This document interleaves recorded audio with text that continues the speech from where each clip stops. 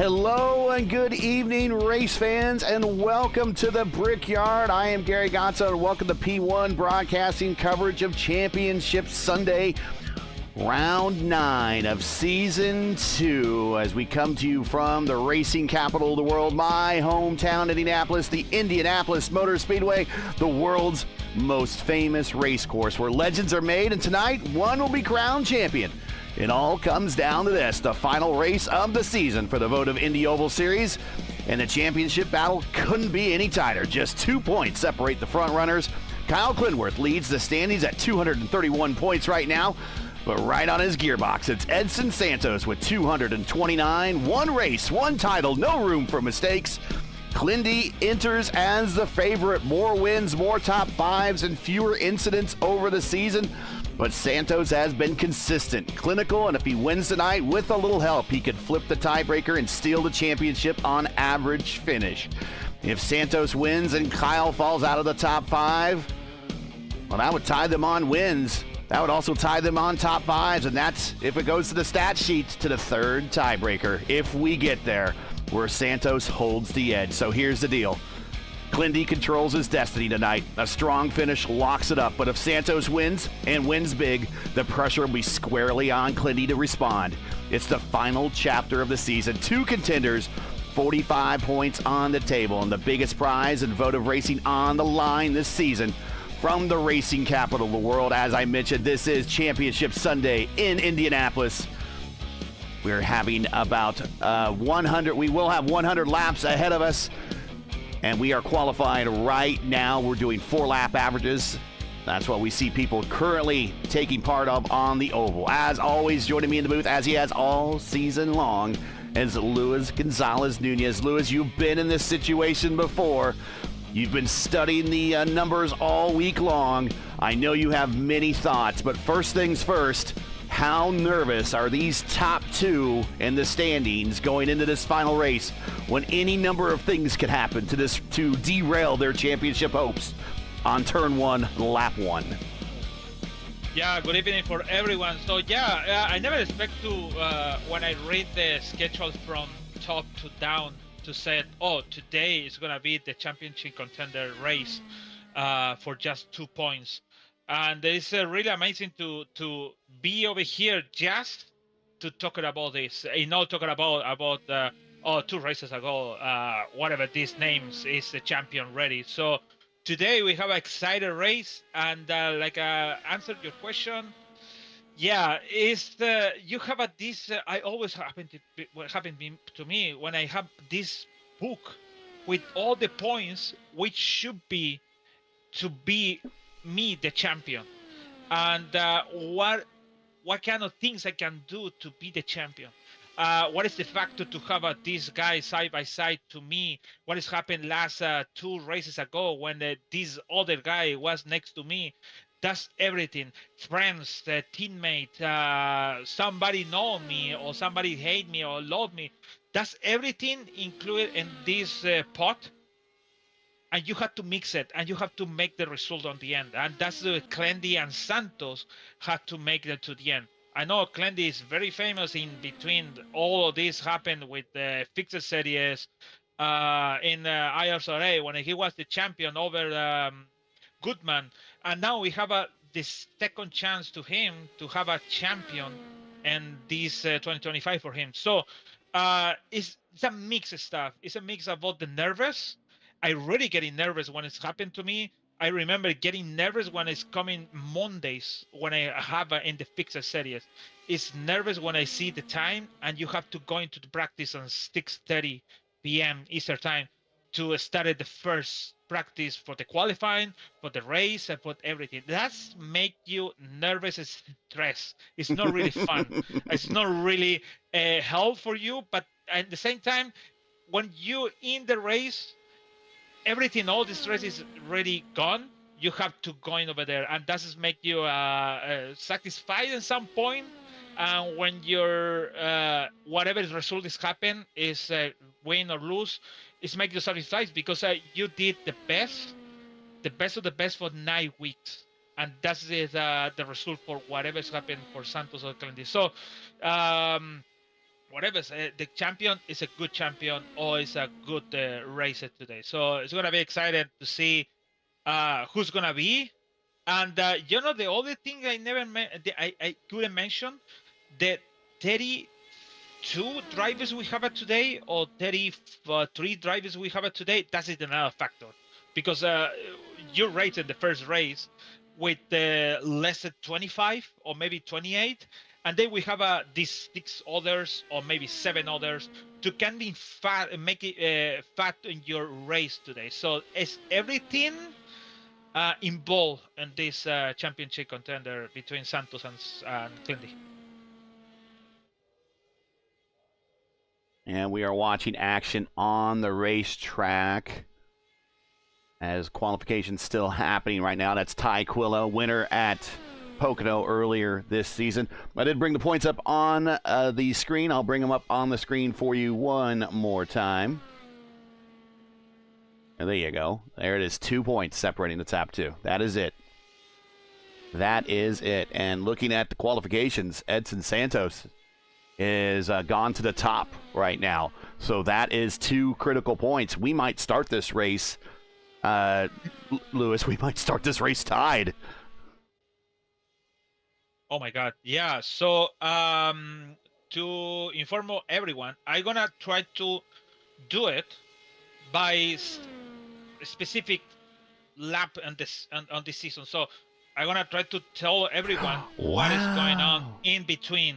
So now Victor is taking off the 2 points. That is interesting. His teammate takes it away from him. I think that you would have saw team order say, hey man, whatever you do, don't go faster than me.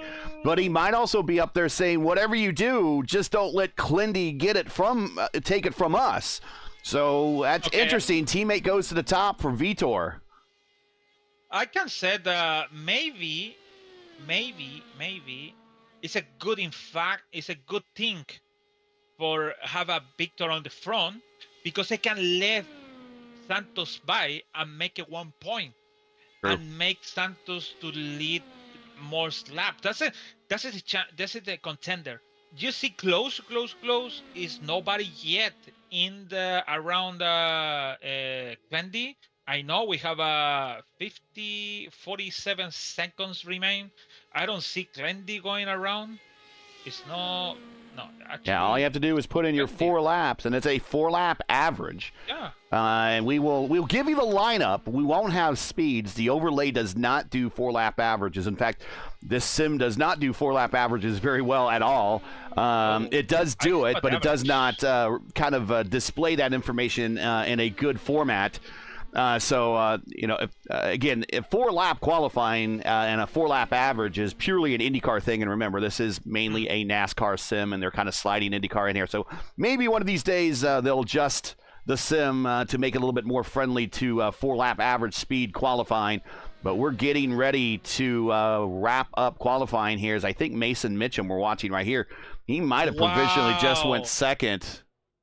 Wow. So Victor and Mason make the same exactly average time together. Same. It was 39.378 together, because Victor make the first is a Port City today. All right, so we are going to go racing now. No warm-up. So let's get into the starting lineup here.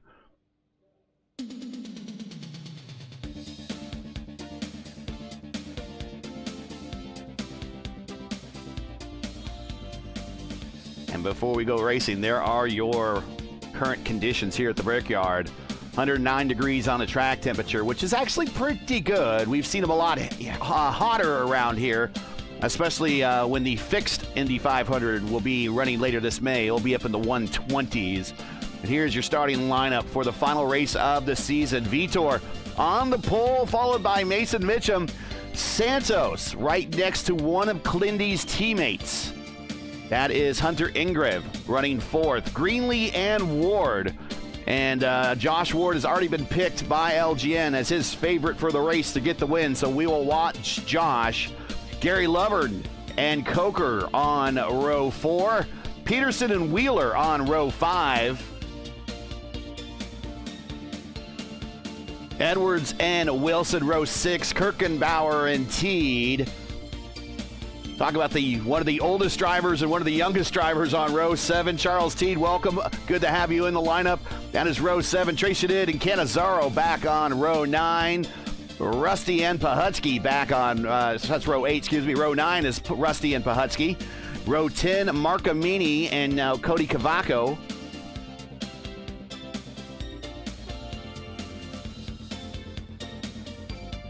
Hysong and Lee on 11, Quilla and Stearns on 12, Salvador and Robinson on 13, and right in front of Clindy in 14, right next to him is his broadcast mate on Mondays, Murphy, but right in front of Clindy is one of Edson's teammates. So he's going to probably say get in front of him and slow that group down. Omir and Gallas back on row 15. Johnson and Averett on row 16, and Densdale back on row 17. 33 cars in the lineup tonight, a full field. Oh my gosh. Oh my goodness. Lewis, I don't know what to say. I don't like to start it, to be honest. Indianapolis is the worst scenario to start it in 28. I know it's 27. I know it could be a good thing.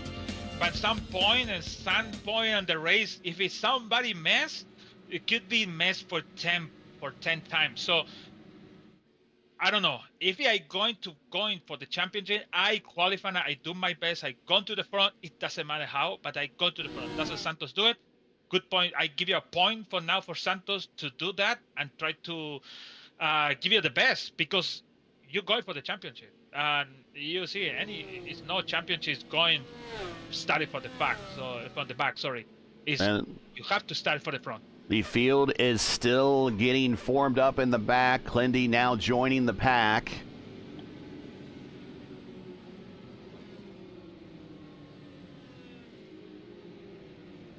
It's excited. To be honest, I never realized it's gonna come in with this excited race. So let's see what's happening in this hour and something race in Indianapolis.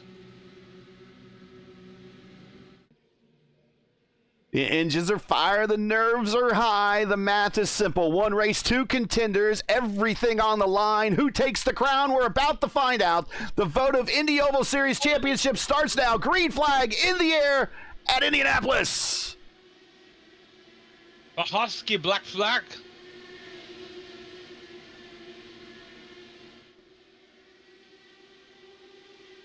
Oh, yeah, black flag for Husky.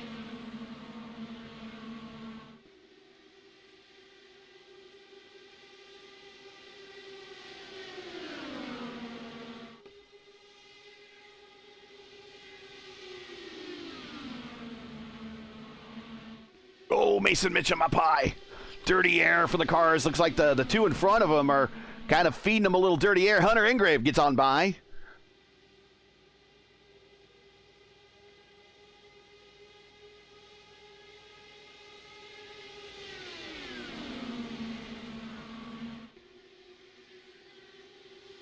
Clindy already up 5 spots at the back.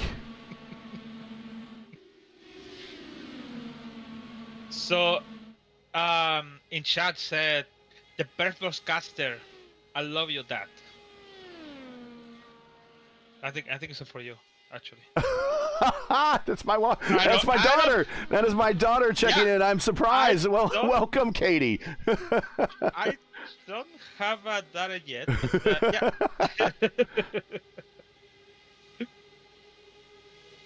And here we go, Hunter Ingrave taking a peek to the inside of Vitor. Not going to be able to get there. Hunter goes fast as that lap, 2:21.1.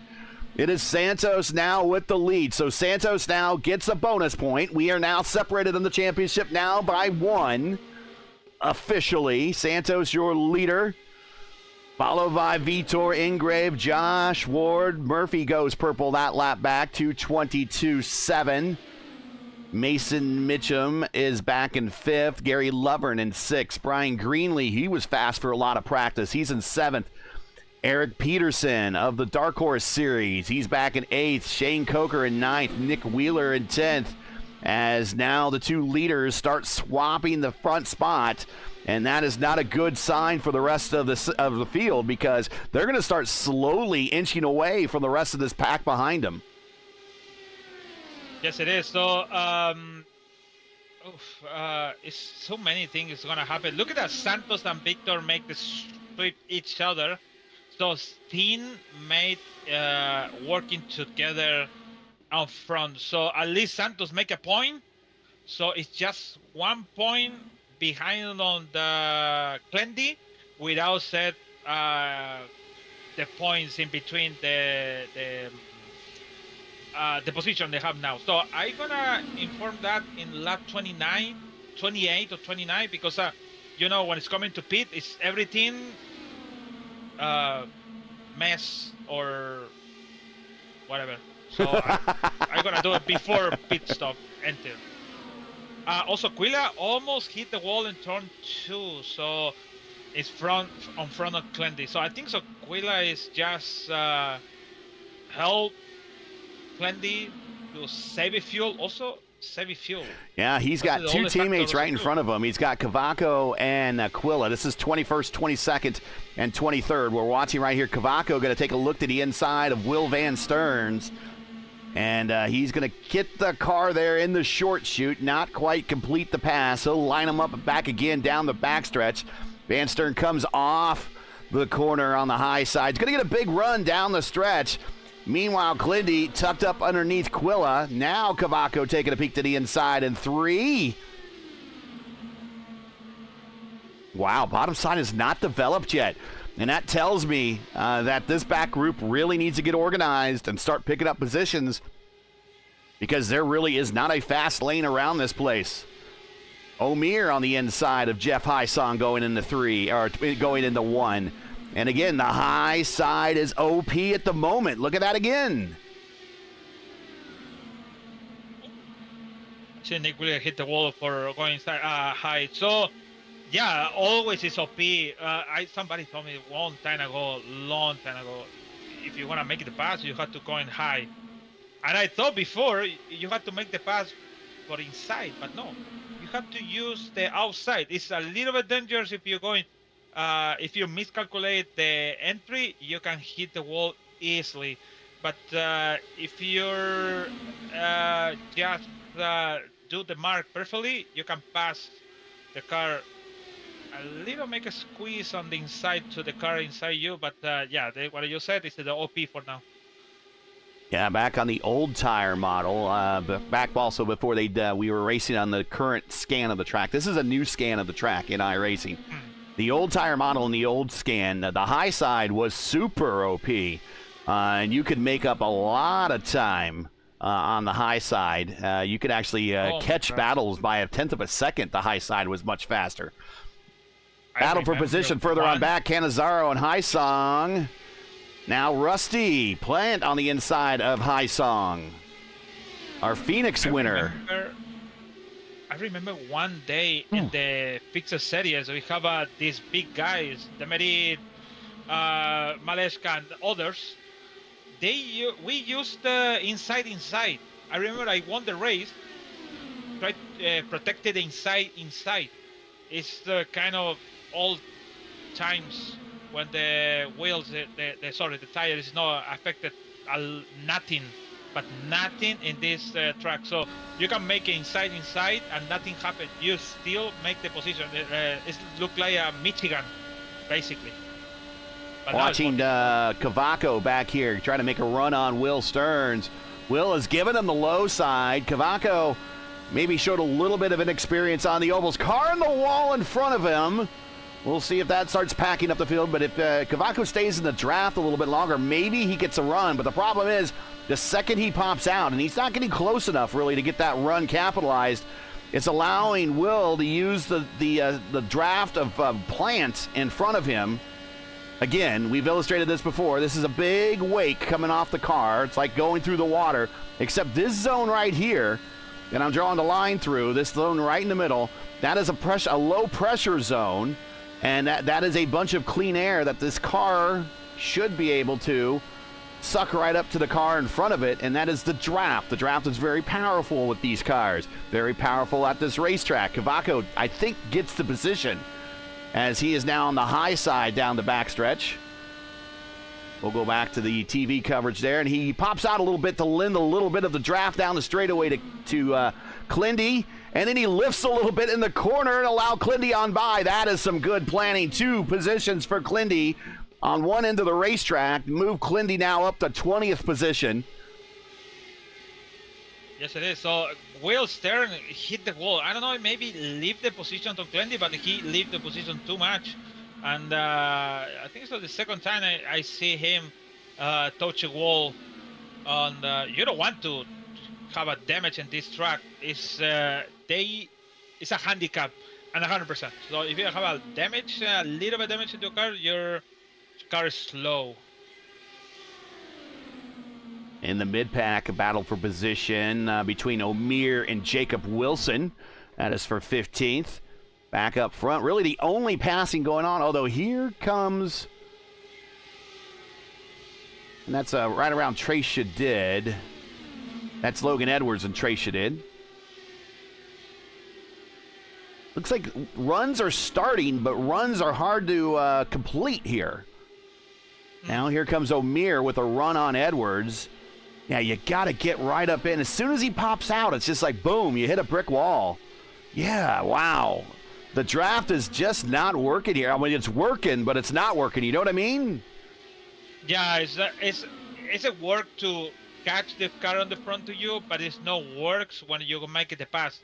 Oh, Canizaro coming. We got a crash off of 4, and in that is Hugo Galles. Oh, remember Scott Dixon now.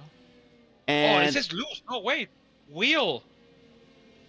They have a contact with Will Stern before. Yeah, we're going to go back and look at this real quick, but it was we got Hugo Galles. We have Greg Robinson, Will Stern, and Canizaro was coming to pit road for a scheduled, maybe a scheduled stop. At least he's a bit early. We're going to go back in time and watch this.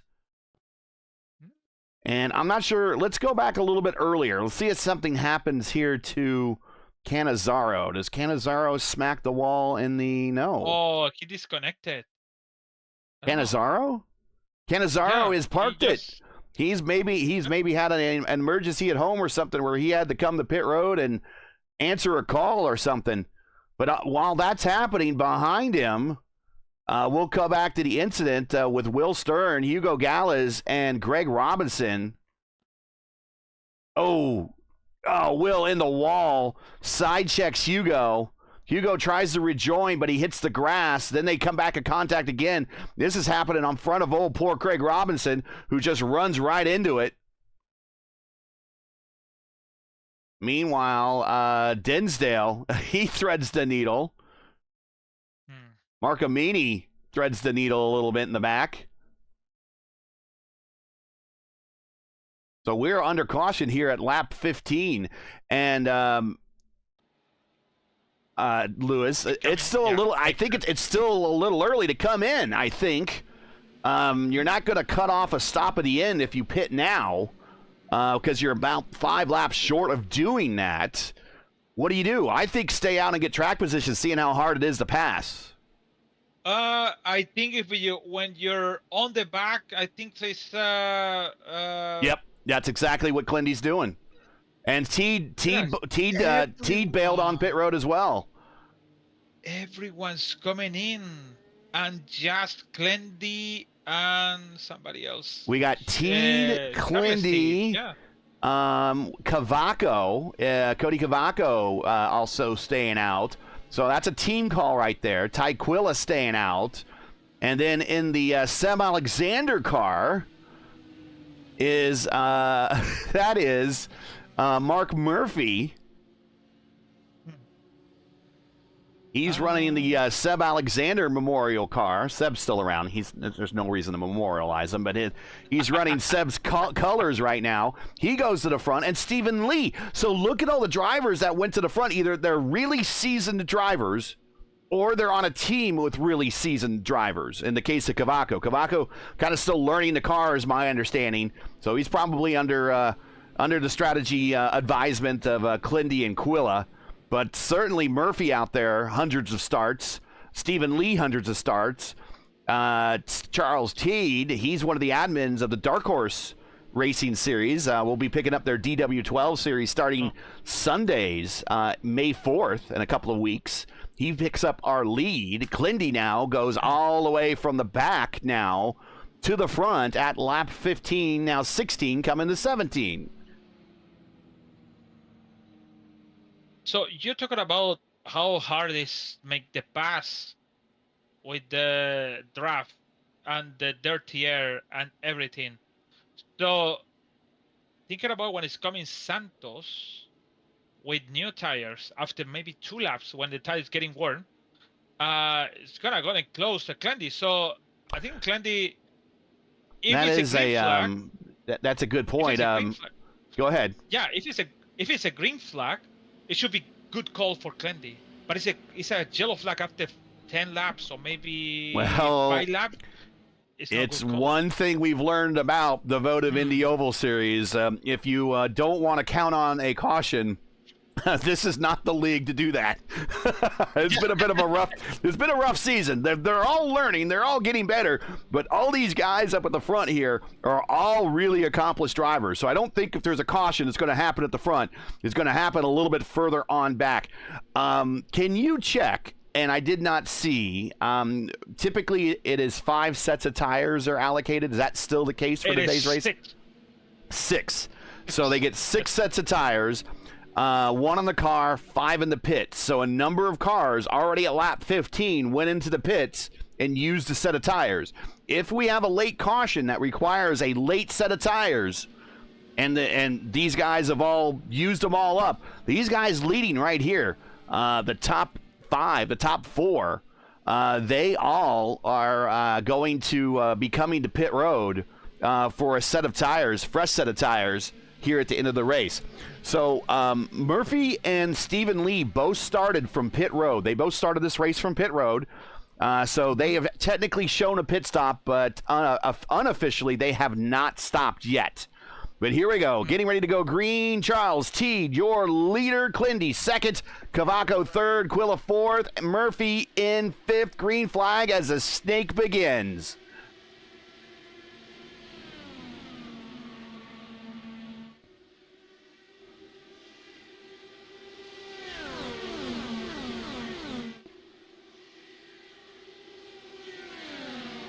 Here comes Clindy, and he wants to get out in front, and then he will get the 2-point edge if he can lead this race again. Right now, it is a 1-point difference officially. Clindy to the front, now out of 4, looking at the yard of bricks, and is T going to let him have it? T's going to fight him all the way down the front stretch, but Clindy, there's your lap lead. There's his 1 bonus point. And T to the top. Okay, so note of that. Oh, in chat, the Canazaro said I was busy all day, unable to practice and just running off the pace. In that way, I had fun all the season. Thought is if it didn't show the result, I felt deserved, appreciated for fun broadcast all the season. So basically, was busy, couldn't make a good practice. It's better to park the car, and that's it. T taking a look on the outside. Cavaco probably will follow Clindy.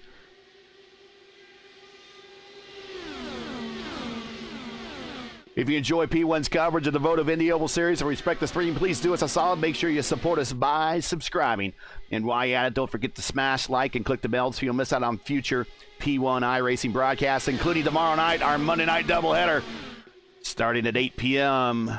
Don't miss it. Indy Ovals, or the Indy Open Series at 8, followed by the Sim Gaming Expo ISRA Open Wheel Series at 9:35. All times Eastern. Here we go. Into 1. Teed runs it on the high side, and he gets the spot. Now, Teed has a lot of starts in these cars. He's raced at the Lionheart level. But I don't know how many times he's raced Clindy. So this might be a bit of how you doing, getting to know you situation. A little bit further back, Gary Lovern taking a look on the inside in a 4-car pack with Mitchum, Peterson, and O'Meara. Whoa, we are getting tight. Caution.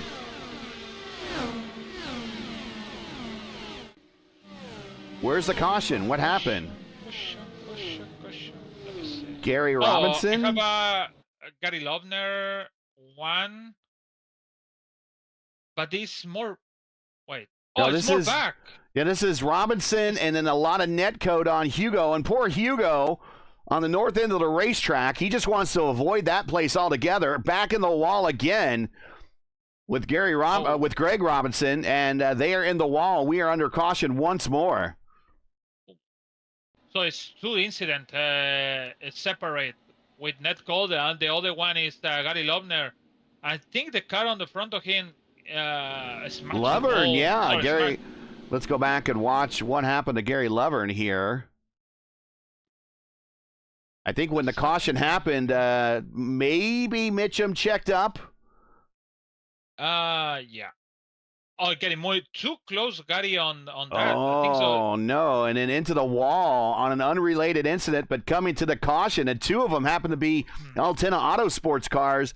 And, well, at least for one, day is probably done because Hugo's already had to use that fast repair. Gary Lovern's going to have to come use the fast repair and cycle all the way to the back of the field. But not sure what happened. Let's go back a little bit here. And let's go back a little bit further even than that. And let's go at full speed here and just watch how quickly everything happens. Now notice when the caution comes out, the red light will come on the tail. It should be seeing that on his dash as well. I don't think he knew it went caution. Even though his dash, in the car in front of him was blinking. When you're going too close, like a Gary is there. Yeah, look at that. I think so. He knew, but it's too late to do something. I don't know. Too close over Gary, so you have to pay attention more. Your spotter, also iRacing, give you a big sign of yellow. Yeah, your spotter should say so as well, right? Yeah. I mean, we have the spotter, basically the spotter frequency. You will hear when race control goes green flag or yellow flag on the stream here. So you heard it when we heard it.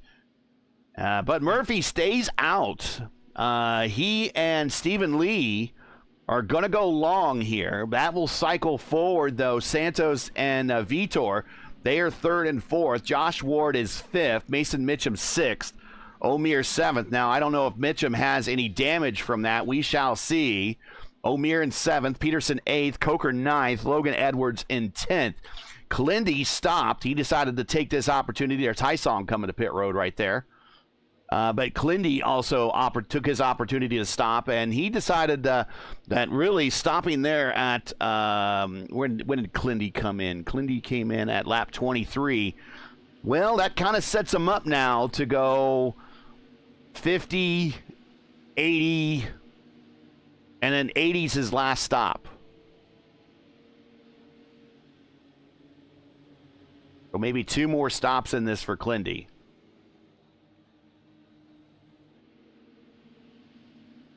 Whereas there might be 3 stops still involved here for Santos and Vitor and all those that stopped at lap 16. What do you think? You remember when you do it 30, you have to do it 3 stop in 100 laps, basically. Yeah. So when Santos did, it can make it to a stop maybe, or 2.5, or maybe that and a half. It should be just faster to coming out. So difficult to read now because it's everybody have a different thing, and sometimes it's happen always, like it always happen. We are wrong always in the strategy. We always say something, and it's like a different thing.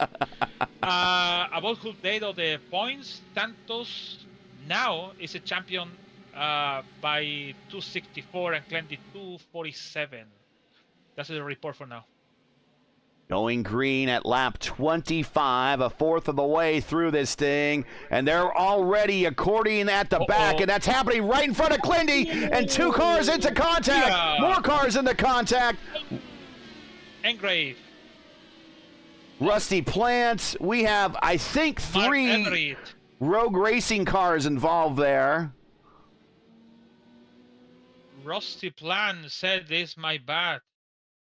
Again, Gary Lobner, the car is over. I think it's a race over for him. Well, how close was that around Clindy, though? Wow. What happened? So it happened right around... Okay, I saw Dinsdale. Is it Dinsdale? No, not Dinsdale. I saw... Who was it? Turner Johnson. There it is. I saw him pop out first. I'm trying to get a better angle.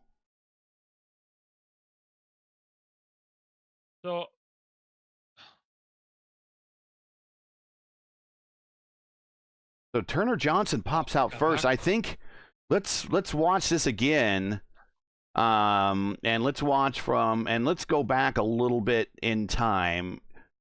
And we'll go to full speed here.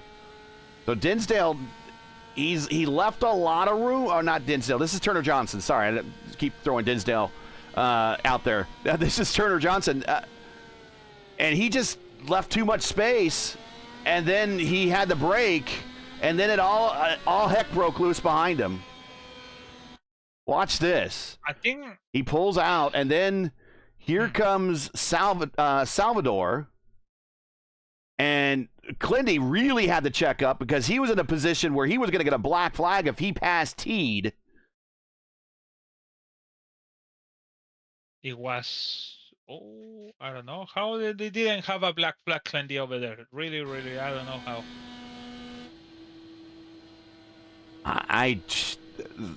They got to get better at these restarts. They just got to get better. And you got to go with the car in front of you. You can't get a run on somebody.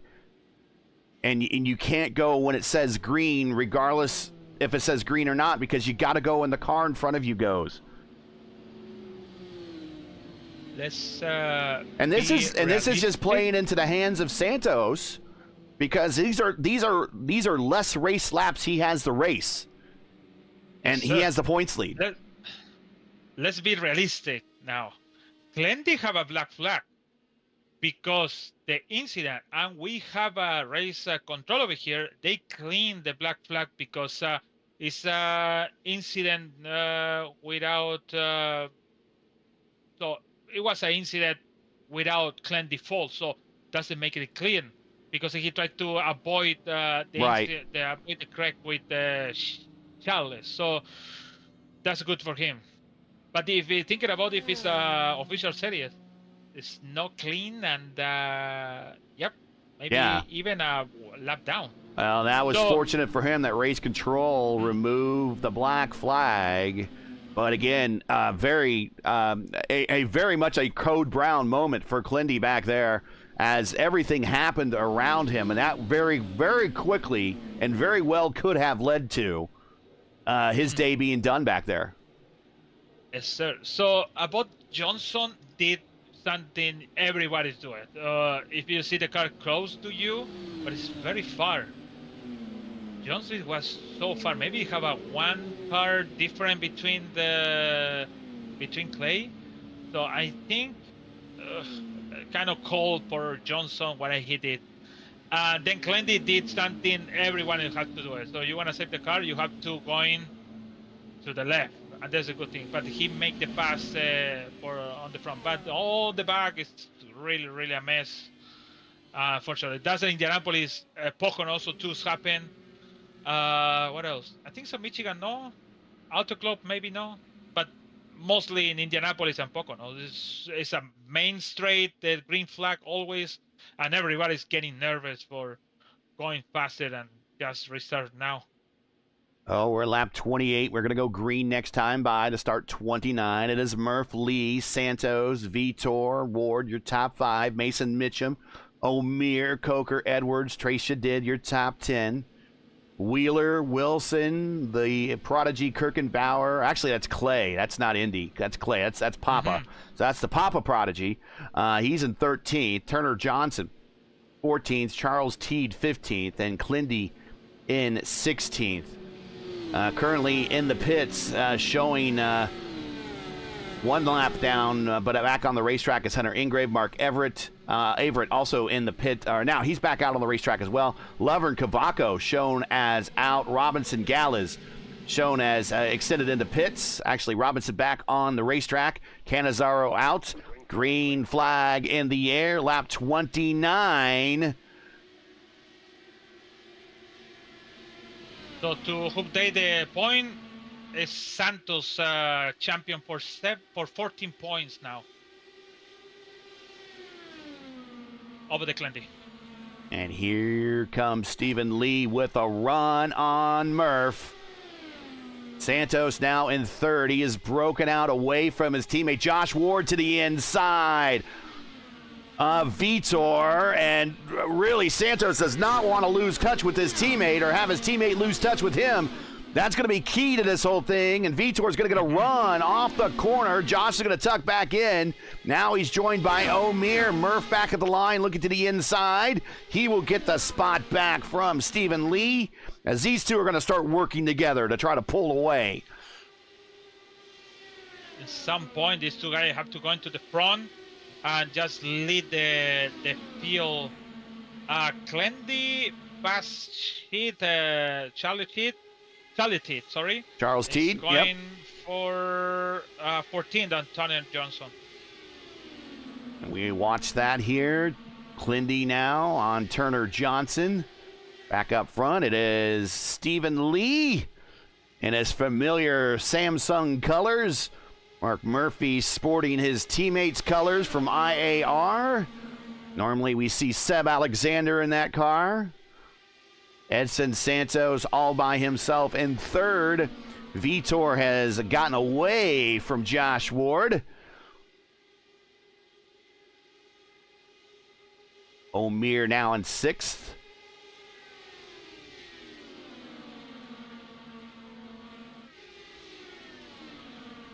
Clendy around Turner Johnson. Now Clendy up to 14th. Keep in mind, Clendy's tires are considerably fresher than what's around him right now. Mark Murphy, scheduled stop, possibly? Yeah. It's he's make the mark for 30 laps, so he didn't make the stop. It's the only with Stephen Lee make the stops. Stephen Lee didn't make this. Actually, Stephen Lee is in pit now. No, this is slow. Stephen Lee might be out of fuel. He's out of fuel? I can get my mouse on him. There we go. Yeah. Yes, he is dead stick. He is dead stick. Oh, what? Oh, so, Mark Murphy did it good. So Murph got there before he went dry. Stephen Lee, unfortunately, thought maybe he could get another lap out of that tank, and he is going to do a painful crawl down the front straight as now Josh Ward to the inside of Vitor as that whole battle now for the lead has shrunk up with those two late leaders pitting or running out of fuel and pitting. And I hope Steven can get to his pit. That would be nothing worse than having to tow like 2 stalls away. Or 2 inches. And they give you 1 minute. Just 2 inches. I don't know. In the real world, his team, his pit crew will be out there running down pit lane to push his car. Josh Ward again with that run, and it's stalled out. But meanwhile, it is Santos and Vitor Guilherme, your leaders, teammates up at the front. Clindy has now worked his way up to 11th now. And he is behind Jacob Wilson down the front straight as he's going to get a run on Jacob.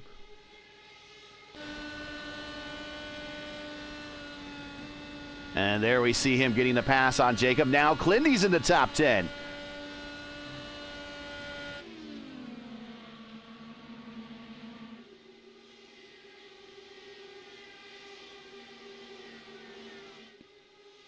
Meanwhile, back up front and right in front of the leaders, it's Stephen Lee rejoining with a fresh tank.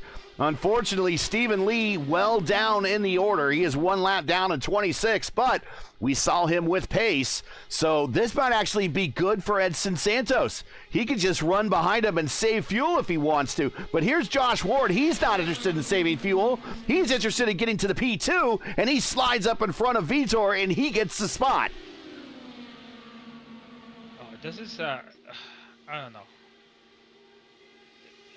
It's kind of dangerous, but good to have a Stephen Lee over there for Santos, but Santos he want to make the pass. I don't think Santos really wants to follow. Very close. Yeah, he's going to try to take the lead here. Josh Ward, winner 2 weeks ago at New Hampshire, former series champion. We're going to go 3 wide at the line for the lead with lap traffic up high. Josh Ward to the point. Okay, Santos just, you know what? I'm going to stay here. I don't want to go on the front. I have to save a fuel. I could be making better fuel miles than plenty of the other ones. So my job is just finish over Clendy. That's the job now. Just finish over because after fifth in the points in the race, yeah, in the points, you get 5 points extra because it's separate 5 points between each other. So he need to do it. Coker got shuffled way up high. He's high. He is going in that third lane up there. Now he went to the second lane. Here's Logan Edwards taking a peek underneath him. Trace Shadid now is in this battle. Trace is going to follow on the outside. He's just going to follow through. And Clendy's there. Clendy is there. Clendy is now up to 9th.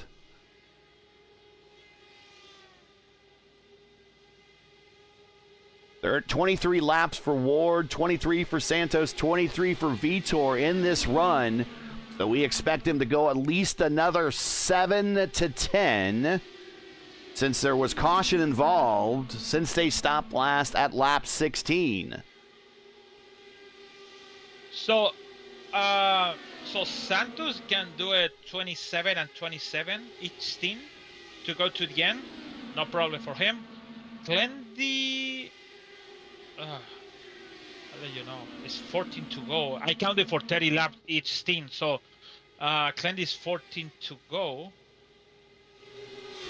So he can go in 23 each or 24 each to go to the end with one stop, basically. So when it's coming, the next stop, Clendy need to 2, and also Santos need to 2 to go to the end. So the last 2 stints to the end is to be for Clendy 24 or 23 laps.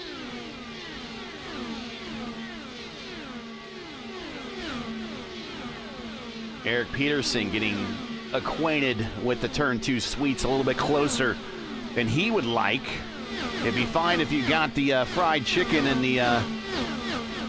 the fried biscuits and the apple butter from him, but not the way that he was getting close to the suites. No, he about banged the wall, but he's got a good run to the inside of Pahutsky. I take that back. Pahutsky into the wall.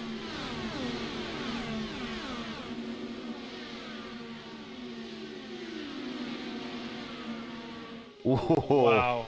Yeah, it was getting close back there. And Quilla and Jeff getting slowed down because they see the action over there, and they asking on radio how did these 2 guys get safe over there.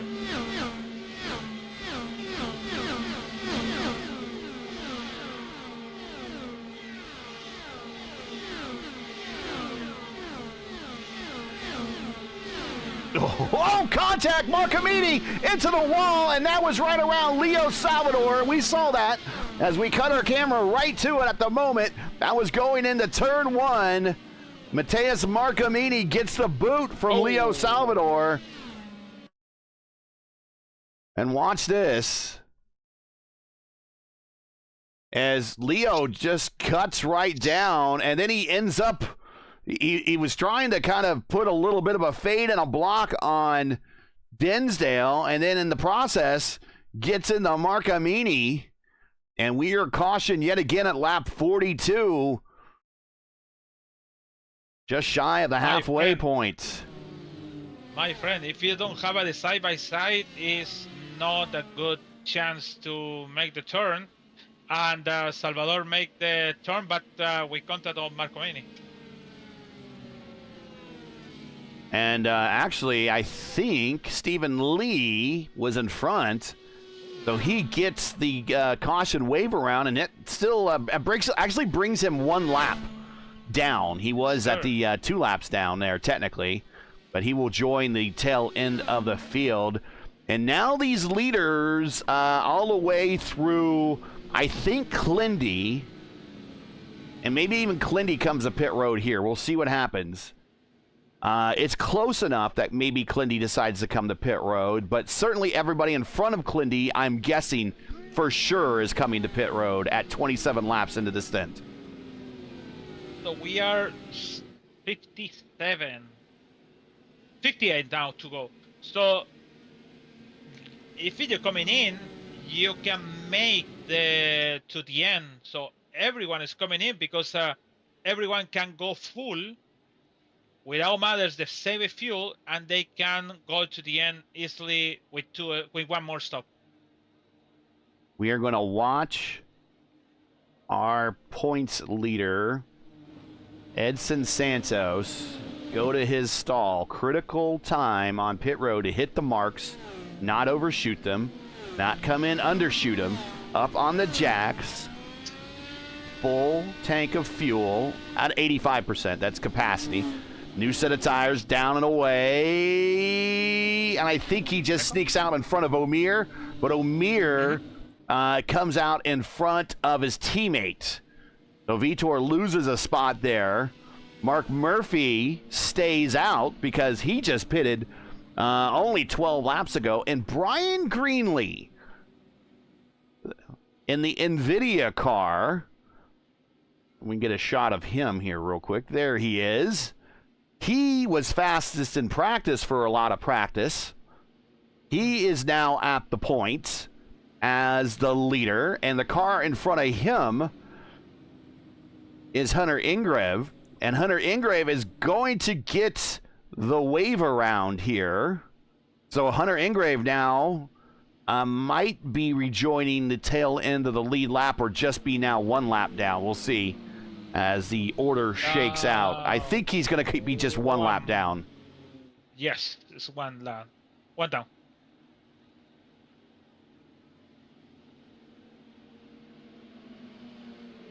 If you're joining us, if you are just joining us, this is P1's coverage of Championship Sunday of the Votive Indy Oval Series, coming to you from Indianapolis. We've now completed 44 of 100 laps. If you're enjoying our coverage of tonight's race, make sure to smash the like button, subscribe to the channel so you don't miss out on the next one. The next race for us here on P1 will be tomorrow night, our Monday night INDYCAR doubleheader. It returns starting at 8 p.m. Eastern Time with Murph and Clindy calling the action of the iRacing INDYCAR Open Series Monday Night Top Split at Phillip Island, followed by LGN and myself joining up once again at Milwaukee for the Sim Gaming Expo ISRA Open Wheel Series at 9:35 p.m. Eastern Time.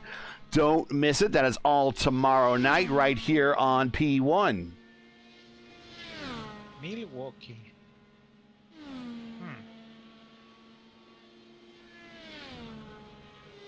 Very interesting. The first race of ISRA in the technical track without put in outside of the expectation on the Fontana we have last week with the first race. Getting ready to go green next time by as the cars enter the north end of the racetrack. Real quick, we'll give you a peek. This is the schedule for the Votive Indy Oval Series for Season 3. We will start at Kentucky for our crown jewel, then Legacy Atlanta, Twin Rim Mategi, Pocono, Legacy Texas, Iowa, Las Vegas, Milwaukee, and end up in Indianapolis. We'll show that a little bit later in the race when we talk to our admins post-race for our extended post-race interview session episode. Here we go, green flag in the air as the lap car, Mark Averett, stays to the inside, letting the leaders go on by on the outside. That is legal. That is okay. But unfortunately, he starts binding them up right in front of Edson Santos. I know, that sucks. And now he can go in full on the main straight. Yeah, we will have an extended post-race segment. That's what I'm trying to say. Good Lord. And we will have interviews with our podium as normal, as well as the champion. And we'll get a real quick word from Shane Coker, the admin of the league, for a quick state of the state of the league address. And we'll talk more about next season's schedule. We are back in June? June 8th. Yeah. In the middle of the summertime. Biggest race of the season for the series, the Votive Indy Derby at Kentucky Speedway. That will kick them off for Season 3. But the question is, who will be the champion going into Season 3? Is it Edson Santos, currently 4th on the racetrack, or is it Clindy, currently 9th on the racetrack?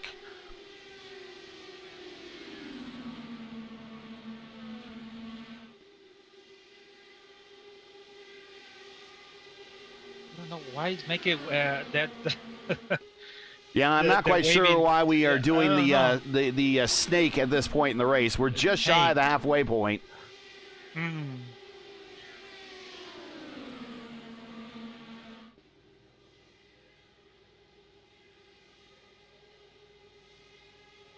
And here comes Josh Ward to the inside of Mark Murphy.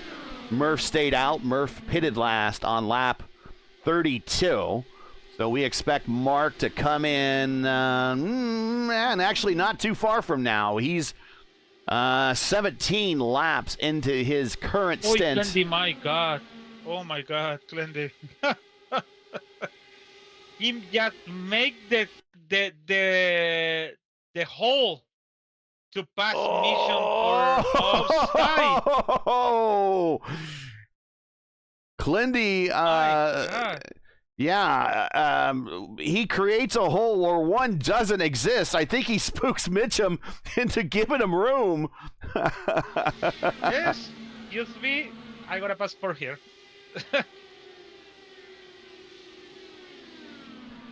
I guess we can call Clindy the Taylor because he threaded the needle on that one. The driller, I want to say. And now we move Clindy up to 8th. So the points lead getting tighter and tighter and tighter. Charles Teed getting around Turner Johnson. And now staying low and taking a look on the inside of Coker. They're going to drag race down the front straight, but I think Coker's going to get the position. We're going to go 3 wide now, down the front straight. This is a little ambitious. Here we go in the 1, 3 wide. And wisely, Kirkenbauer backed out of it a little bit.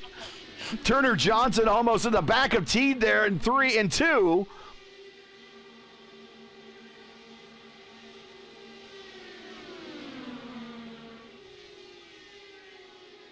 And then also we saw a moment on the straightaway there, Quilla and Salvador getting tight for a moment. Quilla giving Salvador a little bit of extra space. Maybe he saw what happened a little bit earlier in the race.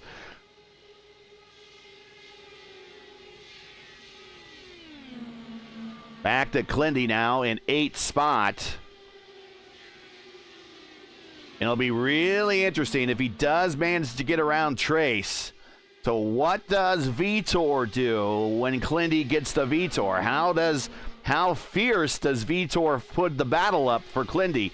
I'm going to guess that if Clindy gets the Vitor, that will be his toughest pass of the day, short of passing Edson himself. I think the claws and elbows will be out. I don't know about you.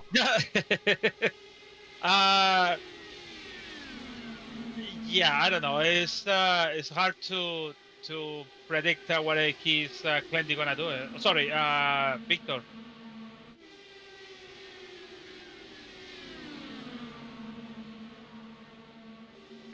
And here's another Rogue Racing versus Leaner Energy battle on the racetrack between Quilla and Salvador.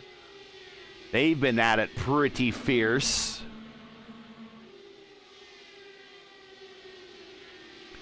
Meanwhile, back up front, as who do we got coming to pit road? We got someone coming to pit road. That is Nick Wheeler leaving the pack coming to pit road.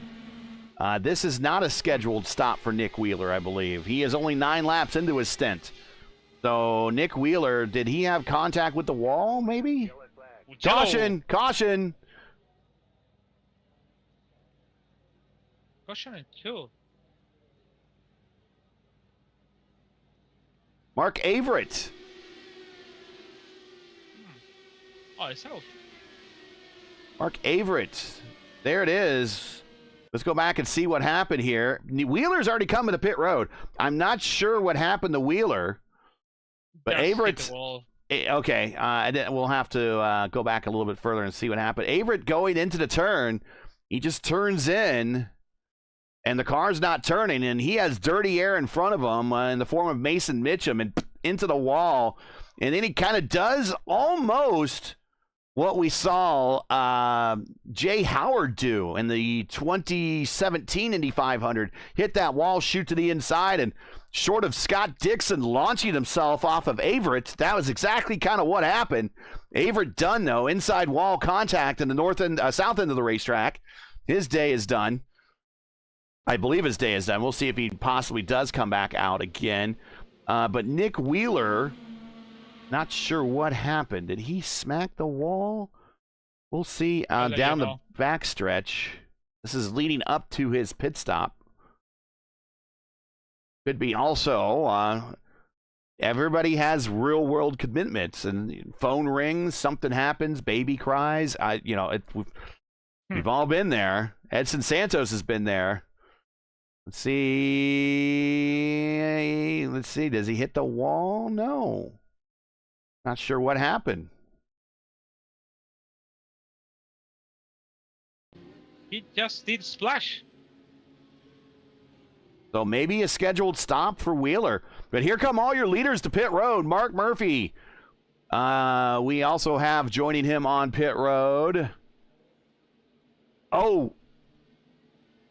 Mohamed Omir comes into his box sideways, and I think he's just going to have to make another lap out of it. I don't think he actually went up on the jacks.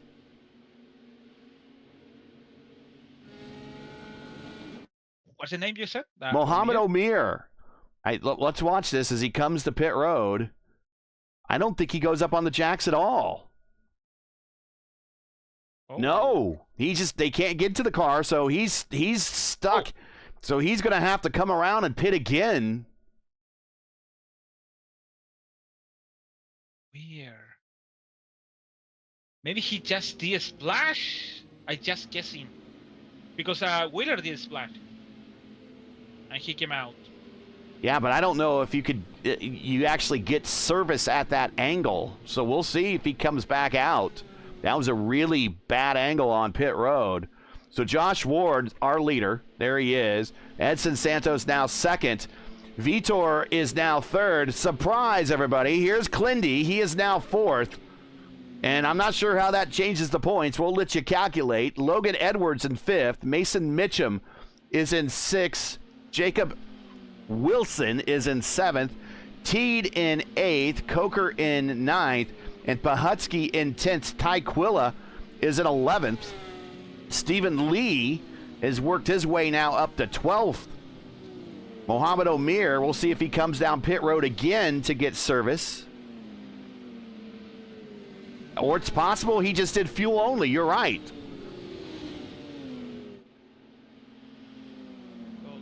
That was interesting, though. He came in with the leaders and everything.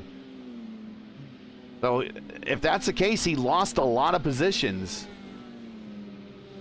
Mark Murphy back there in 14th. Brian Greenlee, who joined Murphy on pit road that time by 15th spot. Racia did in 16th. Santos is second, and Glendy is fourth now. Santos is the champion for 2 points. Oof. Now. Oof. and that neither one of them have really led a lot of laps this race. I think. Well, let's take a look. Edson Santos. Let's get an up close of Edson Santos here. He has 4 only laps. Or that's a Vitor. Sorry, Edson, 16 laps led, and Clindy only 2.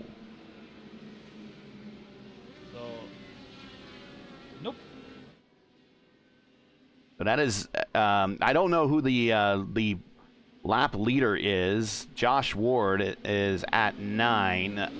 Murphy is at 16. So I think Murphy's tied with at least Edson Santos at 16. We're getting ready to go green this time by, everybody. Josh Ward, your leader.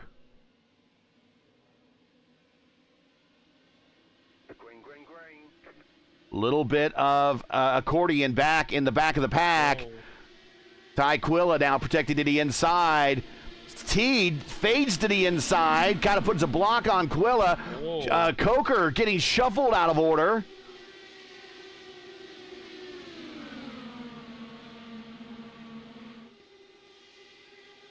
Stephen Lee trying to keep that car to turn down.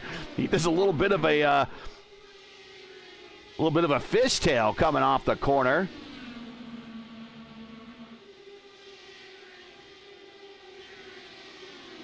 No, I don't have this information who's the lead now, most lead. But well, somebody have a most lead. Well, Santos has 16 and now 17 laps led. Teed in the Murphy.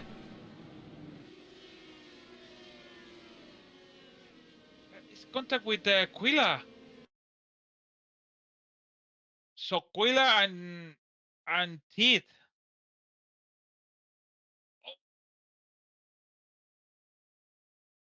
Teed just comes down on him in the front stretch,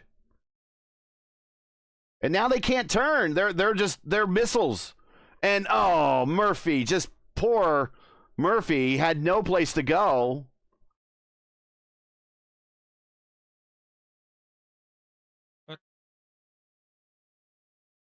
So let's watch this again. Let's watch it from Ty Quilla's point of view.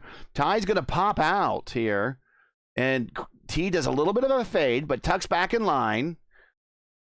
I think he's trying to get that draft of the car in front of him, and he just comes down on Quilla. I don't think Quilla moved up. If you see on the if you see the marks in the pavement, you see Quilla's going to the line of the cheat. Sometimes you want to go more to the right to take the turn to the left, and that's Quilla tried to do it. So I think it's gonna say it's race deal because the Charles Teed is not moving. It just stayed. Yeah, it looks like Teed moves, but you can see by the you watch the pavement, the grooves in the pavement. So we'll watch here as he gets down to the front straight here. You'll see the grooves in the pavement. These little lines here. He gets a big run on him off the corner. But you'll see this line here.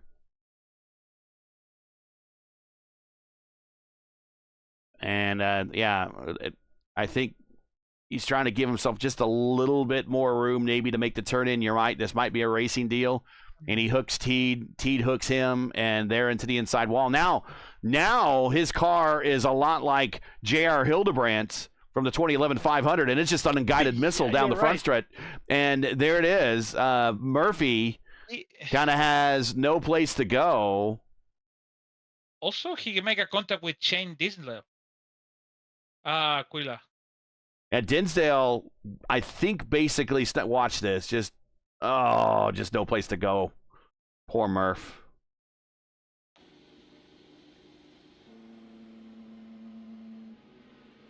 So if you keep going with the thing, you see Dinsdale tried to go into the left on Quilla is going into the himself. Wow. Okay. Well, we are back under caution here at lap 61. And this is really, the more we do caution with the track position Edson Santos has, the more this is playing into kind of his advantage at the moment. These are just free laps. He gets the lead. Josh Ward is in second. Victor Guillermo is in third. Clindy fourth. Logan Edwards in fifth. Machen Mitchum sixth. Then we got Jacob Wilson in seventh. Casey Bahutsky in eighth. Coker in ninth. Stephen Lee has worked his way up to 10th.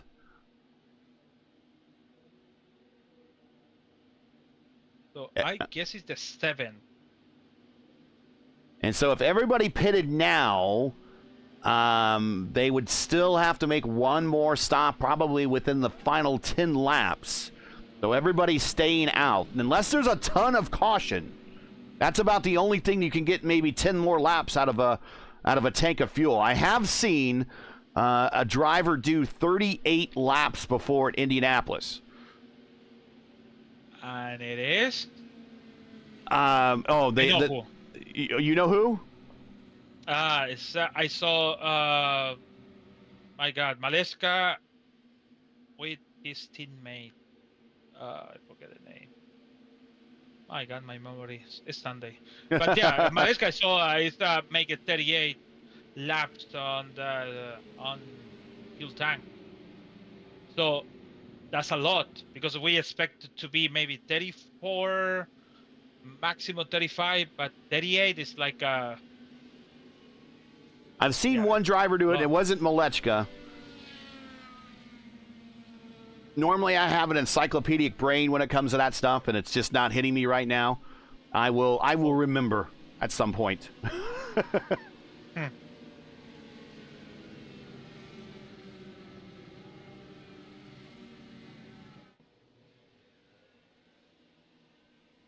Green flag this time by Santos, Ward, Vitor, Clindy, Edwards, your top five. Here we go. And Vitor's going to take a stab and swipe at Josh Ward going into one. And he make the... All right, Clindy might try to follow him through. Clindy, yeah, they have to. Nope, Josh will stay on the front. But look at Clindy, he's going to make it 3 wide. Yes, he is. 3 to wide in the middle. Here we go into 3. Vitor given not a lot of room on the inside. Clindy gives him a lot of room going through the corner. Edson feeding the dirty air to Clindy, but Clindy holds on, gets the position, move him up to second, and now we have a chase for the championship. So Vitor have to come back, but it's coming Josh Ward. He's going to help Josh Ward a little bit on that one. But the thing is, Vitor have a draft of Santos on the front. Look at that, Vitor have a momentum. Now he has to going to the left, and Santos also too. But Santos, exactly. Yeah, that's what I figured. Yep. Now he's outnumbered up there. Look at that. Nice. That's a good thing when you have a teammate around. Yes, it is. That's a good thing. The name of the driver is it's the best interview in all of sim racing. Cesar Cabral. That was the driver that did 38. Here we go, 3 wide at the line. Clindy sends it to the bottom. He's going to go to the lead as the 2-liter energy cars kind of stumble over one another with dirty air. And Vitor now second. Ward now third. Oh, here comes Logan Edwards to the inside. It is not over for Edson Santos. It is not over for Clindy at the top side. Here comes Vitor.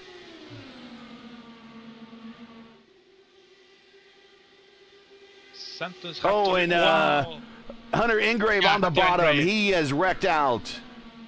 Right out of the fuel for him. Here comes Clindy one more time to the inside of Vitor. Vitor's giving him room. Hey, Vitor doesn't have nothing to lose. So No, he has nothing to lose and everything to help his teammate with, and there he stays high. Look at Josh Ward. Oh, he hold it. Oh, I thought they were gonna come in. I think Josh is probably doing the smart thing. Casey Pahutsky to the inside of Jacob Wilson. Right with him is Stephen Lee and Omir, excuse me. As the snake ends up down the front stretch, as we are making contact. I'm pretty sure there was contact there. It was. Jacob Wilson does a bit of a fade to the inside of Casey Pahutsky, and that was 100% a fade. Not quite a block, but 100% a fade. Back up front, Clindy. Now Josh Ward's going to send it 4 wide. Clindy, what are you going to do now? You don't want to get in the situation. You hear 3 wide, you're in the middle. I think you just let the guy go. Josh Ward has nothing to lose in this one either.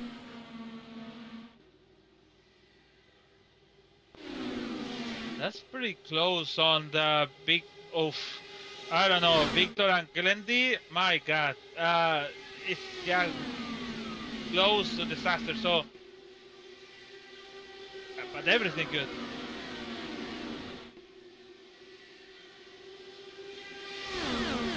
And yeah, you know who I'm talking about, Cesar Cabral. You know who he is.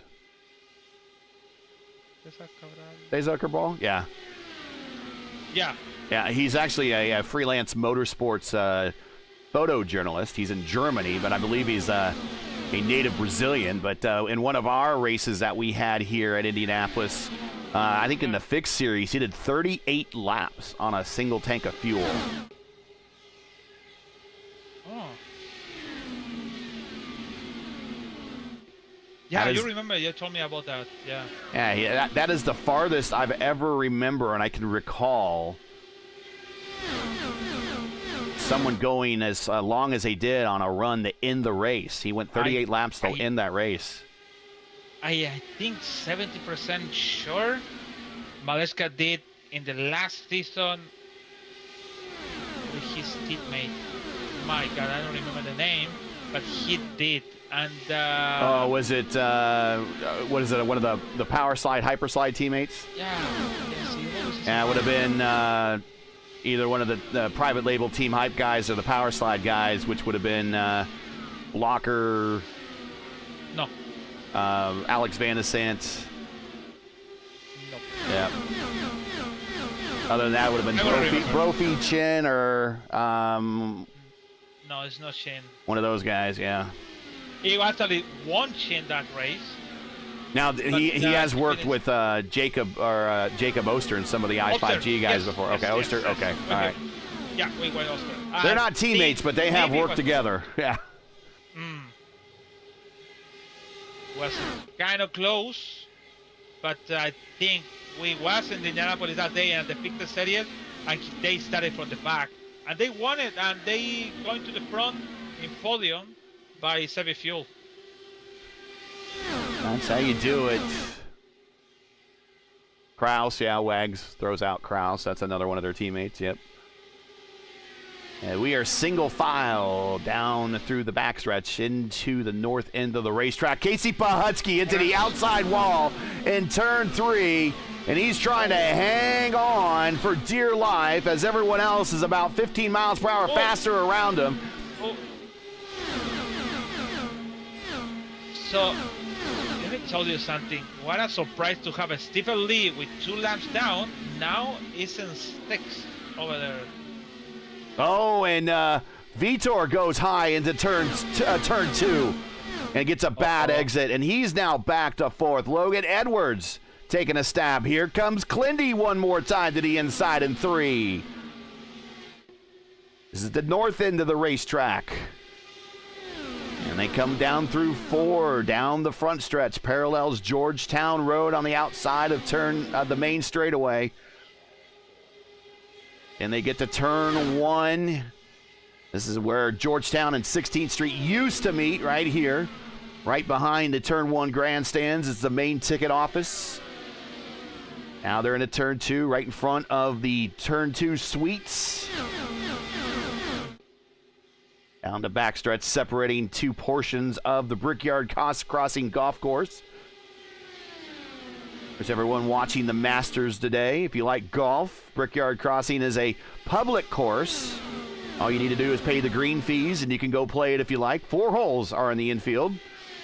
That is where Stephen Lee is coming in. That would be a scheduled stop for Stephen Lee. And he could go to the finish from here. Also coming to pit road, Will Stearns, but he is, this is Will Stearns. He's back on the lead lap, actually. So these are final stops for these guys.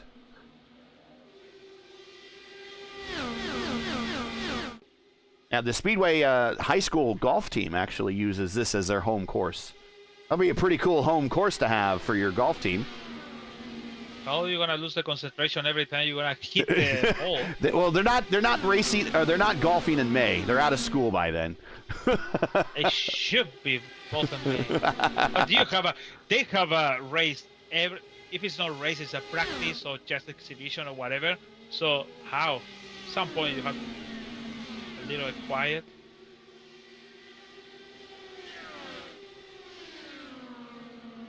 Santos saving fuel is not make. I don't want to make the pass. He don't want to. Well, there you see, 26 to go, Oh, well. And here he goes. He says, "I've had enough of it. I'm going to the inside." And this is a battle for the lead and for the championship.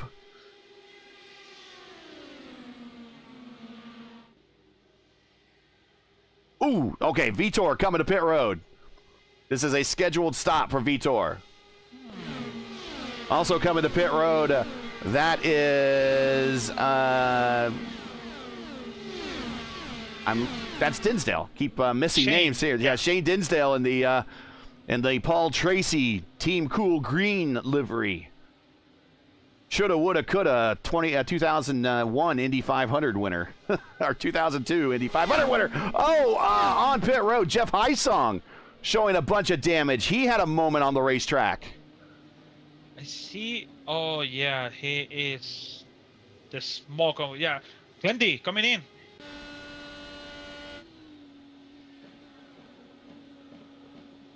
Josh Ward also too coming in. Mason Mitchum. Final stop. This is a championship stop right here for Kyle Clenworth. 2 wins this season. Down and away. That's the last time his crew will see his car, or he gets a chance to service his car. Oh, Josh Ward missing his marks. Missing his marks. He's not getting into his stall. Josh Ward is now out of this. My candidate to win the race. Teed, I think, had a moment on pit road. So, Yes, Teed did have a moment on pit road. He had to make a spin. Santos in pit. Mohamed Omir staying out. Clay Kirkenbauer staying out. Let's get the camera to Santos coming in for his final stop as he slides. Nice. And he's right on that line. So that is the edge of the service right there. He's gone down and away, and that is critical milliseconds right there that he's saving. Where does Clindy come out as he's racing with Logan Edwards? Clindy said, let's work out together. So. And there is the pass for the championship, but it's not over yet as Edson Santos is still within the draft envelope of Clindy. Let's get you some gaps. He is 5/10 of a second back from Edwards, so he's well within the draft envelope, and his teammate is right there, right behind him. Mm-hmm. It is close.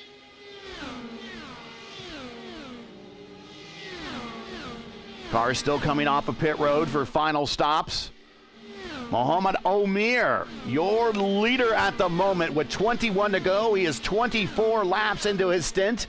He last pitted at lap 56.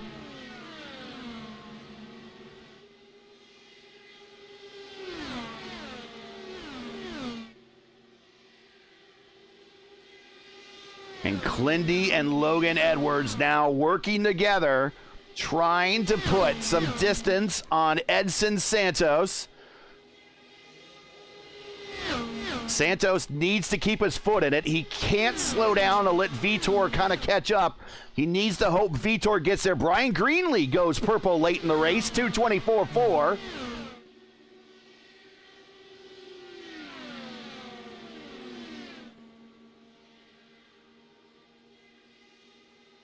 Omir, Kirkenbauer, Peterson, Wheeler, Plant, and Turner. Those are all the drivers that need to stop still. And they're stopping now. Plant and Turner on pit road now. Clindy needs every single one of these laps led. And Edson is there. Okay, put yourself in these guys' shoes. I mean, if they could actually broadcast their pulse rates right now, I would imagine they're in the 130s. They're probably way the heck up there. Doctors would probably be concerned about a potential heart attack, but I'm sure that Clindy and Edson are pretty well healthy in that department, unlike me. But anyways, LGN, put yourself in these guys' shoes. 19 to go. How nervous are you? Where is your mind? How do you put it out of your mind that you are racing for a championship and your chief rival, in the case of Edson's right in front of you, in the case of Clindy, is right behind you? If I Santos, I don't know, just waited for the opportunity. But the point is, more time you get on the back, the tires getting more bad. So you have to make the move. But if you don't want to, so if it's Clindy, you know what? If I am over there in whatever situation it is, I get nervous, maybe lose 3 pounds because sweating. Make it my hands cold, nervous, check on the back. Look at that, Santos coming for. Yeah, Santos does not want Logan Edwards there any longer. Yep. He gets the pass, moves him to second.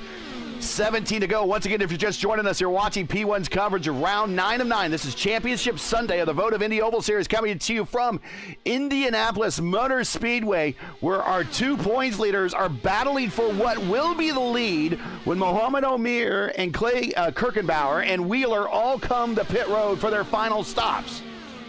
Make sure to smash that like button, subscribe to the channel so you don't miss out on the next race. The next race for the Votive Indy Oval Series will be Sunday, June 8th at 7:50 p.m. Eastern Time, as the series will kick off Season 3 with the biggest race of the season, the Votive Indy Derby at Kentucky Speedway. If you enjoyed the action from Season 2, then you won't want to miss it when Votive kicks off their 3rd season. We will see you in June. But in the meantime, 16 to go at Indianapolis, and we got lap traffic in the way. So Santos pulled back.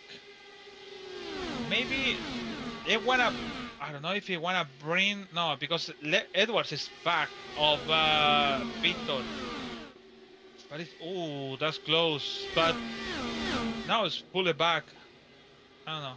Clindy needs every single one of these laps here at the end.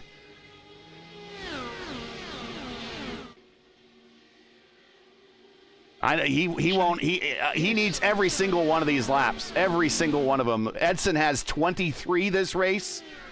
Clindy has only 7 with 16 to go. That would actually tie them if he can lead every single lap in the remainder of this race.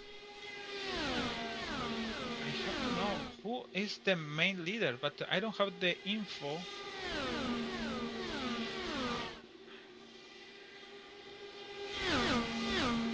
You're going to see Clindy fight for every lap. You're going to see Santos fight for every lap. Santos on the outside, but I don't think it's going to really work out in his favor. Clindy down low. They're side by side for the points lead at the south end of the racetrack. Now into turn 2 as they're still side by side down the back stretch. They're going to they're going to drag race down the back stretch as they head into turn 3.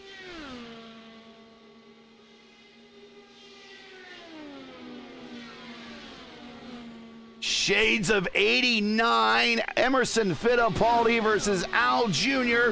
battling out in the late stages of the Indy 500. And we're battling out not only for an Indy win, but for a championship as well. 14 to go at the line as Clindy led that time by. So Santos is lead for 20. Oh, this is something wrong. Anyways, I don't want to say this. Oh, Brazilian cleared the Brazilian and he forces him to the inside.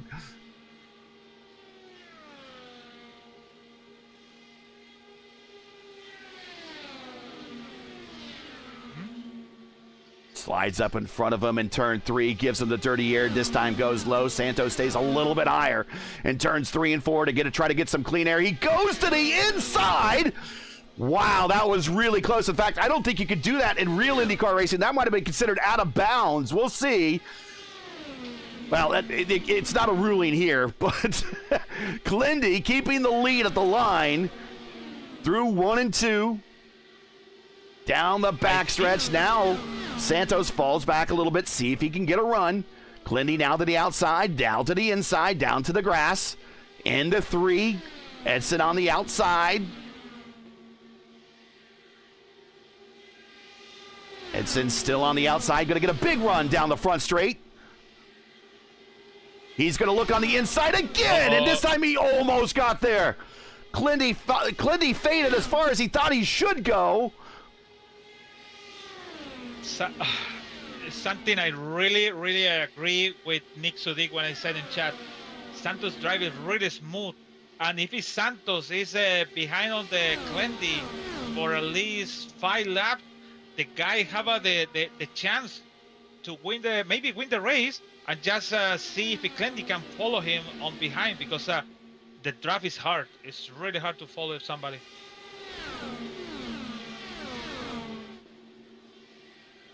Nick says this is going to get nuts. And just like Batman said, you want to get nuts? Let's get nuts. 11 to go. Oh, and Santos noses out a little bit in turn 1. You know what? The best advice for Santos in the main straight, just stay on your line, don't move. If it's Clindy coming up, well, could be a disaster for sure. But you defended your line. But I know Santos is one of the cleanest guy on the server, so I think it's not for him that strategy. Who's gonna lead at the line? And Omir's still out there, guys. Omir is still out there. So Omir is now somehow he's still the leader. Omir is have a 5 lap. So he stopped. We missed this. Strategy call for Omir then. He did something that made his last pit stop extremely quick, and he's probably going to be the winner because there's not a soul within sight of him unless the caution occurs. So all this time, and apologies to Mohammed because we have not been watching him. We've been thinking that he's been coming to pit road, and he did come to pit road. And he has broken out in front of everybody. Clindy, no one's going to need credit for any laps here. So Clindy right now needs to outright beat Edson, and Edson's going to get some bonus points because he's going to lead probably the most laps. Although Omir is racking them up. Omir might actually get this thing at the end with the laps led. My God. Okay, so I'm not sure. We have to wait for the official results. Yeah. But if it's Santos, finish second and Clendy third, it's gonna be a tie.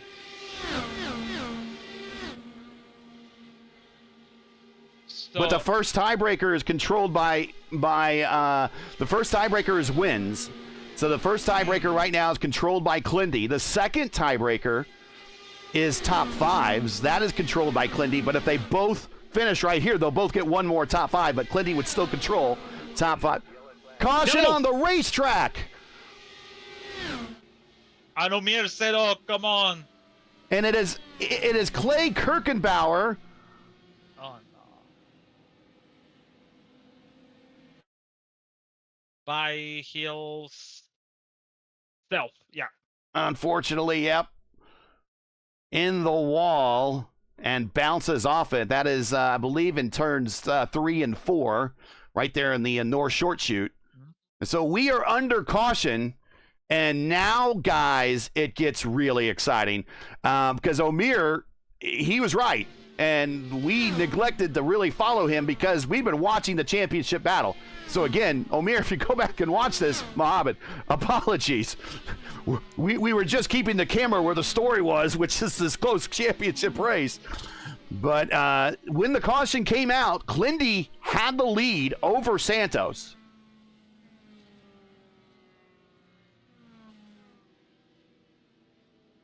Omier by 6 seconds over the Clendy and Santos. Now it's gonna be a sprint race. The only thing I could think of is that you're right. Maybe when he did make his stop and he came in cockeyed, he maybe got fuel only and not got tires. And then when he made his last stop, he went with tires and a short fill and got him out in front of everybody. He was on pit road for 33.7 seconds. He was in the box for 8.3. Clendy, for a reference, was 34.6 and in the box 8.5. So Mohammed was on pit road shorter than Clendy. And if he really came in hot and really left hot, he could have made up the difference there. That's the only thing I can really think. And also keep in mind that Omir wasn't really racing anybody, whereas Clendy, he's bobbing and weaving and ducking and jiving with Santos. So that's slowing down his lap time. So all the while, Omir, all he has to do is turn smooth lap times, and right there, maybe that's the difference. Oh boy. Oh boy. Okay, so this is going to get good, folks. That is a high song getting the wave around. He will join the tail end of the lead lap. So actually, his race is kind of rescued from smacking the wall not too long ago. Yeah, this is going to get. We're going to go green with. Well, we're 5 to go now. We're not going to go 4. And what is Omir doing? Is Omir going to be tight on fuel? And he's going to the inside to kind of coast this thing out? Let's listen. Well, if he was tight on fuel, I'd be in 6th gear. And here we go. Hi, Mom.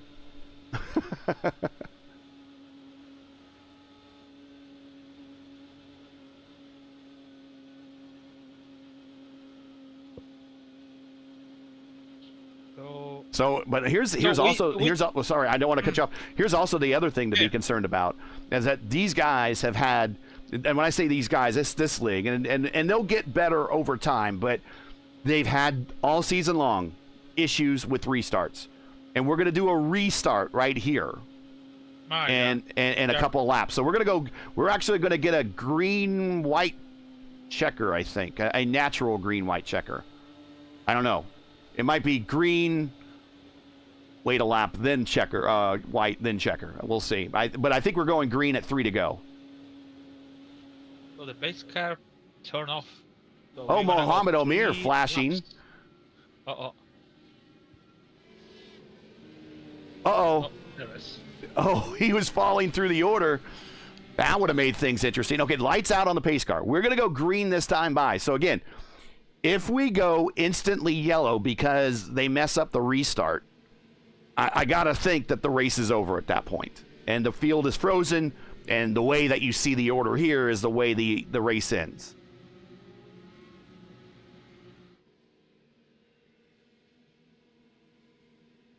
Which people? It depends the Mohamed Omir how he's gonna restart, because I don't wanna blame the people is holy, and they're going to restart when you see the green, because it's easy when you go in the front. So I think for the show could be Omir going when the pace car is in, and they see when he cross the cone, he can go. So it's more smooth the restart. That's to make the good for all the people is on the back, like Post, Plan, Wilson, War, or Stern. So all right, that's good for them. Get your drinks now, people. Get your drinks now.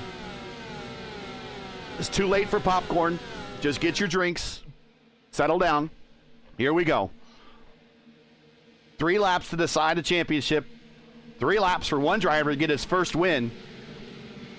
Here we go. Green flag in the air, and immediately he jumps to the inside. Green flag in the air. Restart underway. We are here to decide a race and a championship. It is Omir, Clindy, and Santos in the 1.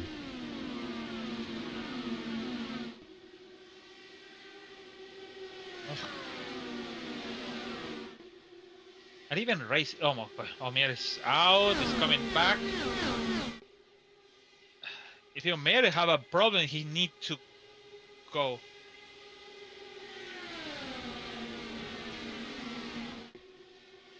And can you take a lead? I think Mason Mitchum into the wall. Clindy now coming to 2 to go. Omir wants him back. He's going to try on the high side. Edson Santos can't go low. Edson Santos is going to try to go high. Clindy low. Oh, my God. Mir back to the lead. Omir back to the lead. What a move. Santos pull back. It's coming Edwards on the back. And look at Clindy, little bit of the draft to Santos, but that in the process allows Santos to get up on the Clindy into the wall a little bit in the short shoot. We're gonna go through we're coming to the white flag, turn 4, final time. Clindy's gonna go to the inside. 1 lap to decide at 2.5 miles here in Indianapolis. Ward have a contact with Clindy. Just a little bit contact. Santos is going to lose the. Oh, and they're wrecking behind him, but we're going to stay right here. Stephen Lee and Wheeler. Oh, no. Oh. Clindy now the leader. Here comes Omir to the inside. Logan Edwards ahead of Santa. They are big time wrecking behind him. We're going to stick to the lead here in the championship. Omir, Clindy, Logan Edwards, Edson Santos. And I think that move by Logan Edwards might have decided the championship off the corner. Here comes Mohamed Omir with the unseen victory. Here comes to the inside Clindy, but it's going to be Omir. A statistical dead heat, but I see 0.002 of a second.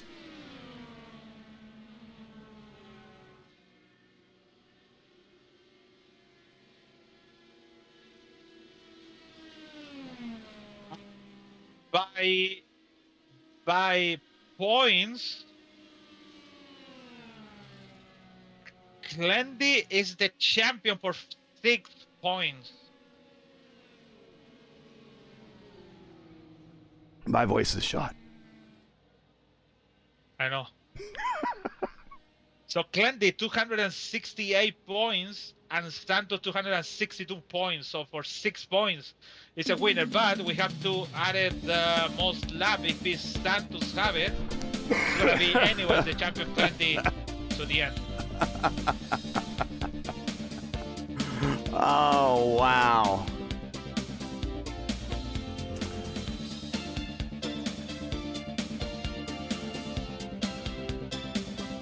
Will Stern just blasts on through. Mohamed Omir, your winner. This is in my broadcast history, the closest finish I had previously was 0.004, and that was Caleb Binsey over Robert Molechka at the 2024 Elite Racing League Warriors for Peace INDYCAR Series, Indy 500. The winner is Omier by 0.002. So as far as I know and I'm concerned, this is the closest margin of victory that I've called here at Indianapolis. Clindy second. No. He is going to finish ahead of Logan Edwards, who got the pass on Edson Santos, and that might have been critical to the championship. We're going to check that out here momentarily. Edson Santos is fourth. Unofficial results, by the way. Unofficial results. So Edson Santos fourth, Guilherme is fifth. Brian Greenlee very quietly worked his way up to sixth. And I'm not sure what happened in the back and who that cost a good finish or not. We're not going to watch that because we are focusing on the leadership too much. But Tracy did seventh, Mason Mitchum eighth, Peterson ninth, Leo Salvador, who had a bit of a rough race, worked his way up to the 10th. So the leaner guys got 3 cars in the top 10. They did everything they were supposed to do. Turner Johnson 11th, Coker 12th, Pahutsky 13th, Highsong 14th, Josh Ward in 15th, Teed 16th, Rusty Plant 17th, Stearns, Wilson, Wheeler, your top 20. Stephen Lee robbed of a good finish, as well as Mark Murphy, Hunter Ingrave, Dinsdale, Kirkenbauer, your top 25, Robinson, Quilla, Averts, Mark Amini, Lovern, top 30. And then Cavaco, Gallas, and Canizaro rounding out the remainder of the very full 33-car field here at the Brickyard. So in between your getting back for you boys. So in 1 hour and 30 minutes, Omier won the race. And you want to expand 0.001. That's what you said. So it's really, really close. The incident was 2 incidents on the back. Stephen Lee hit the wall by draft. Hit Brian. Go ahead. Yeah, hit Nick Wheeler. And then Wheeler fly over. And then came on the back. He tried to slow it down, Pahutsky, and then Rusty Plant back collected by Josh Ward. Then Josh Ward spoon, then Steve fly, and then the whole guys over there. It was nuts. They were wrecking going into 1. They were wrecking coming off of 2. Yeah. And Will Stern is the last one. So it's many on the back. Many on the back.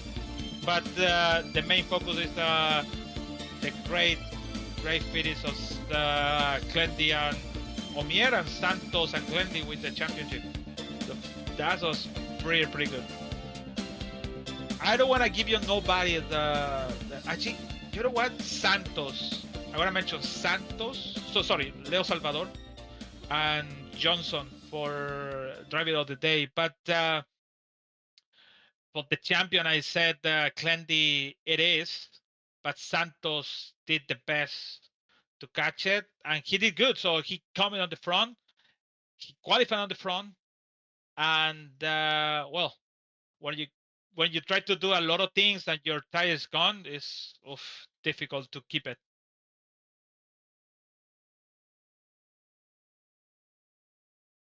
All right, just doing some.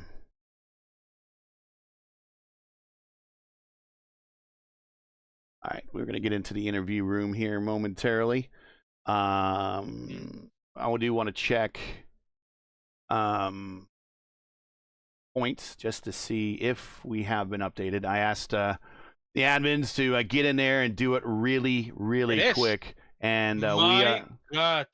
Here we go. Here we go. Stand by, everybody. Stand by. Here are the standings to finish this thing out. Your champion of Season 2 of the Votive Indy Oval Series is Kyle Clinworth. Clindy finished with 268 points, 4 points better than Edson Santos. Edson finishes second with 264, and then a distant third, but a very successful campaign nevertheless, because he got 1 win this season. Rusty Plant comes home third in the championship. A pretty distance behind these top 2. He was 86 points behind, which is almost 2 full races behind the 2 leaders. But Rusty comes home third in the points, just sneaking out over Daniel Durazo, who I don't think started today. So that cost him third in the points, but I think Rusty is his teammate, so maybe he's happy about that. Eric Peterson comes home fifth for the Dark Horse admin. He finishes fifth in the championship. Mason Mitchum sixth. Gary Lovern and Ty Quilla tie for seventh. So I'll put Shane Coker in eighth. Our defending champion up until now, Josh Ward, is they show him in 10th spot because I guess they gave the 7th position tiebreaker, at least on in Sim Racer Hub, to Gary Lovern over Quilla, then Coker, then Ward for 10th. That is your top 10. We will talk to the top championship champion here in a moment, but first we will get into the interview room and talk to the first person here for today's podium celebration. That's going to be Logan Edwards. Logan had himself a very quiet race. Started 11th, finished 8 spots better, and came home third. And really, his pass with Santos there in the closing stages, really, that was kind of almost a difference in the championship, was it not? What's the difference between third and fourth in the points in terms of points for a race? I'll let you know now. So third is 34. It's 2 points each. So it made a 2 points difference. Okay. Yeah. So I started for 5. No, I started for 6. You have a 2 difference points. So fifth is 30, 32, 34, 36, and so between second and first is 4 points. Okay. Well, let's bring up Logan Edwards. Here he is. Logan Edwards joining us in the booth. Logan, you are muted right now. There you go, unmuted. But a masterful P3 today. In fact, working with Clindy a little bit during the race to kind of team up a little bit to do some cooperation. A late pass there of Santos really kind of sealed the championship for Clindy, coming to the checkered flag. 8 spots better than where you started, but you were kind of just floating in the top 10 all day, biding your time. Talk about your race. You got to feel pretty good finishing on the podium for the final race of the year, especially at Indianapolis.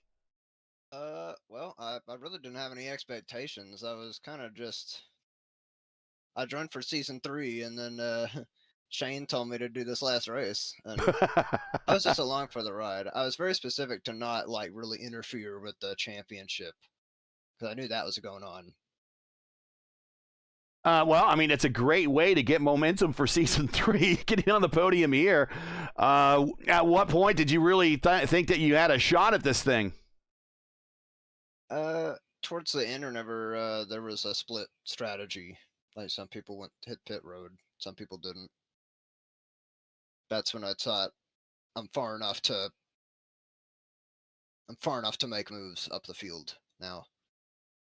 Well, congratulations, and a good run to, I guess, kind of start your career here in the Votive Indy Oval Series, and to kind of set yourself up to be one of the players to watch for Season 3 when it kicks off here in the start of June. You have any shout-outs, friends, family, sponsors you want to say hi to before we let you go? Luke Mask Racing. He's a great guy, great team he's got for INDYCAR and sports cars. And one thing I wanted to add was that was a great battle to watch from behind. Yeah, I had the best seat in the house, didn't you? Yeah, but my eyes were kind of glued to my fuel numbers too. How close was it for you on the fuel, by the way? Well, the caution saved me. Yeah. But I was on the lap count. Oh, okay. Especially being at the front with Clindy swapping. Mm-hmm. I didn't plan on being that far up and having a save. Well, you did it, and you came home third today. Congratulations, and then hopefully all goes well. We'll catch you in a couple weeks when we kick off Season 3 at Kentucky Speedway, June 8th. All right. We'll see you then. Yeah. I think he's kind of surprised he ended up here. He's like, yeah, I did it. But we know him from the Top Split broadcast, Lewis. So we know he has the I rating and the pedigree to do well on these ovals. So I think it's probably someone we should look out for next season, don't you think? I think it should be yes. Well, sometimes you don't have an expectation to be on the podium. That's an expression, and he did it good. So good for him. I hope we have a more and more for him around. All right, let's bring up our winner, Mohamed Omir. And here he is. Our winner of today's race is Mohamed Omir. And when you watch this back, you're going to hear me apologize because we knew that you had to make a late stop, but we didn't think that you were going to come out ahead of the leaders. But you somehow did that. So I guess we want to know is what was your strategy? Because at one point we watched you hit pit road and you kind of slid into your box, kind of cockeyed, but we never saw you go up on the jacks. Did you get fueled in and did you decide just to use that as an opportunity to go fuel only and then do a late tire change and a shorter fill later in the race, and that's how you came out in front? Yeah, exactly, Gary. That was actually my plan. So during that caution, I found out that to make it to the end without pitting or only one more pit stop, I would just have to fuel save to the end, or at the end, I'm just going to have a full tank of fuel left. So during that caution, I just decided, you know what, I'm going to fill it up with gas. I'm not going to take any tires because my tires still felt really good.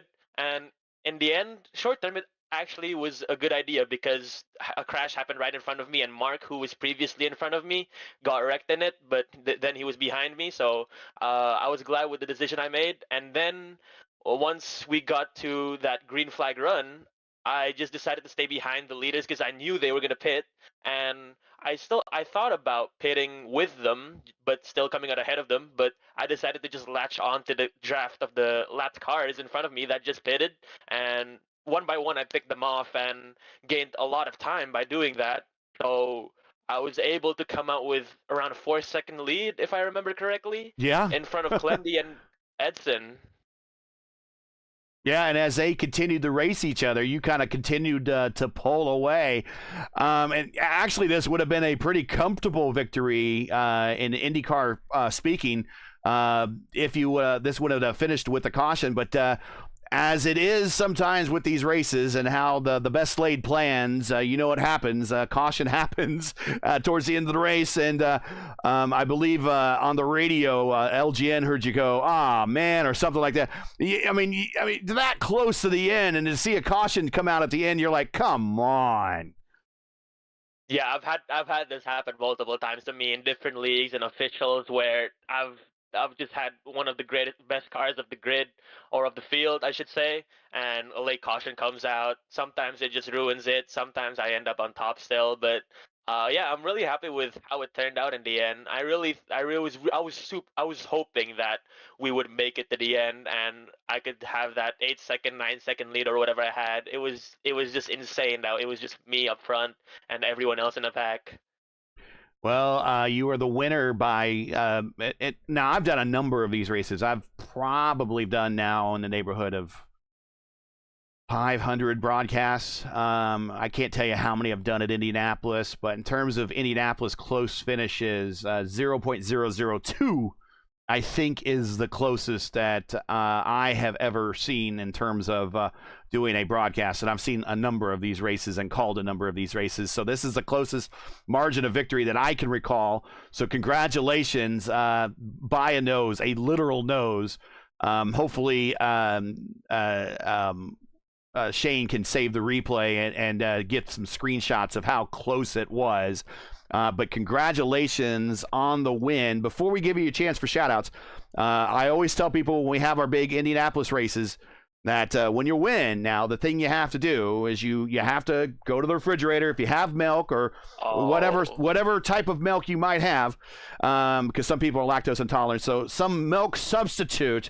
You must go drink milk and record yourself drinking your victory milk. I advise you not to pour it on yourself like they do in Victory Lane. But if you want to do that, you could go ahead and do that. But if you have milk, see if you can to do that. But if you don't, maybe save it for another time. But you got to record it and put it on the Discord server.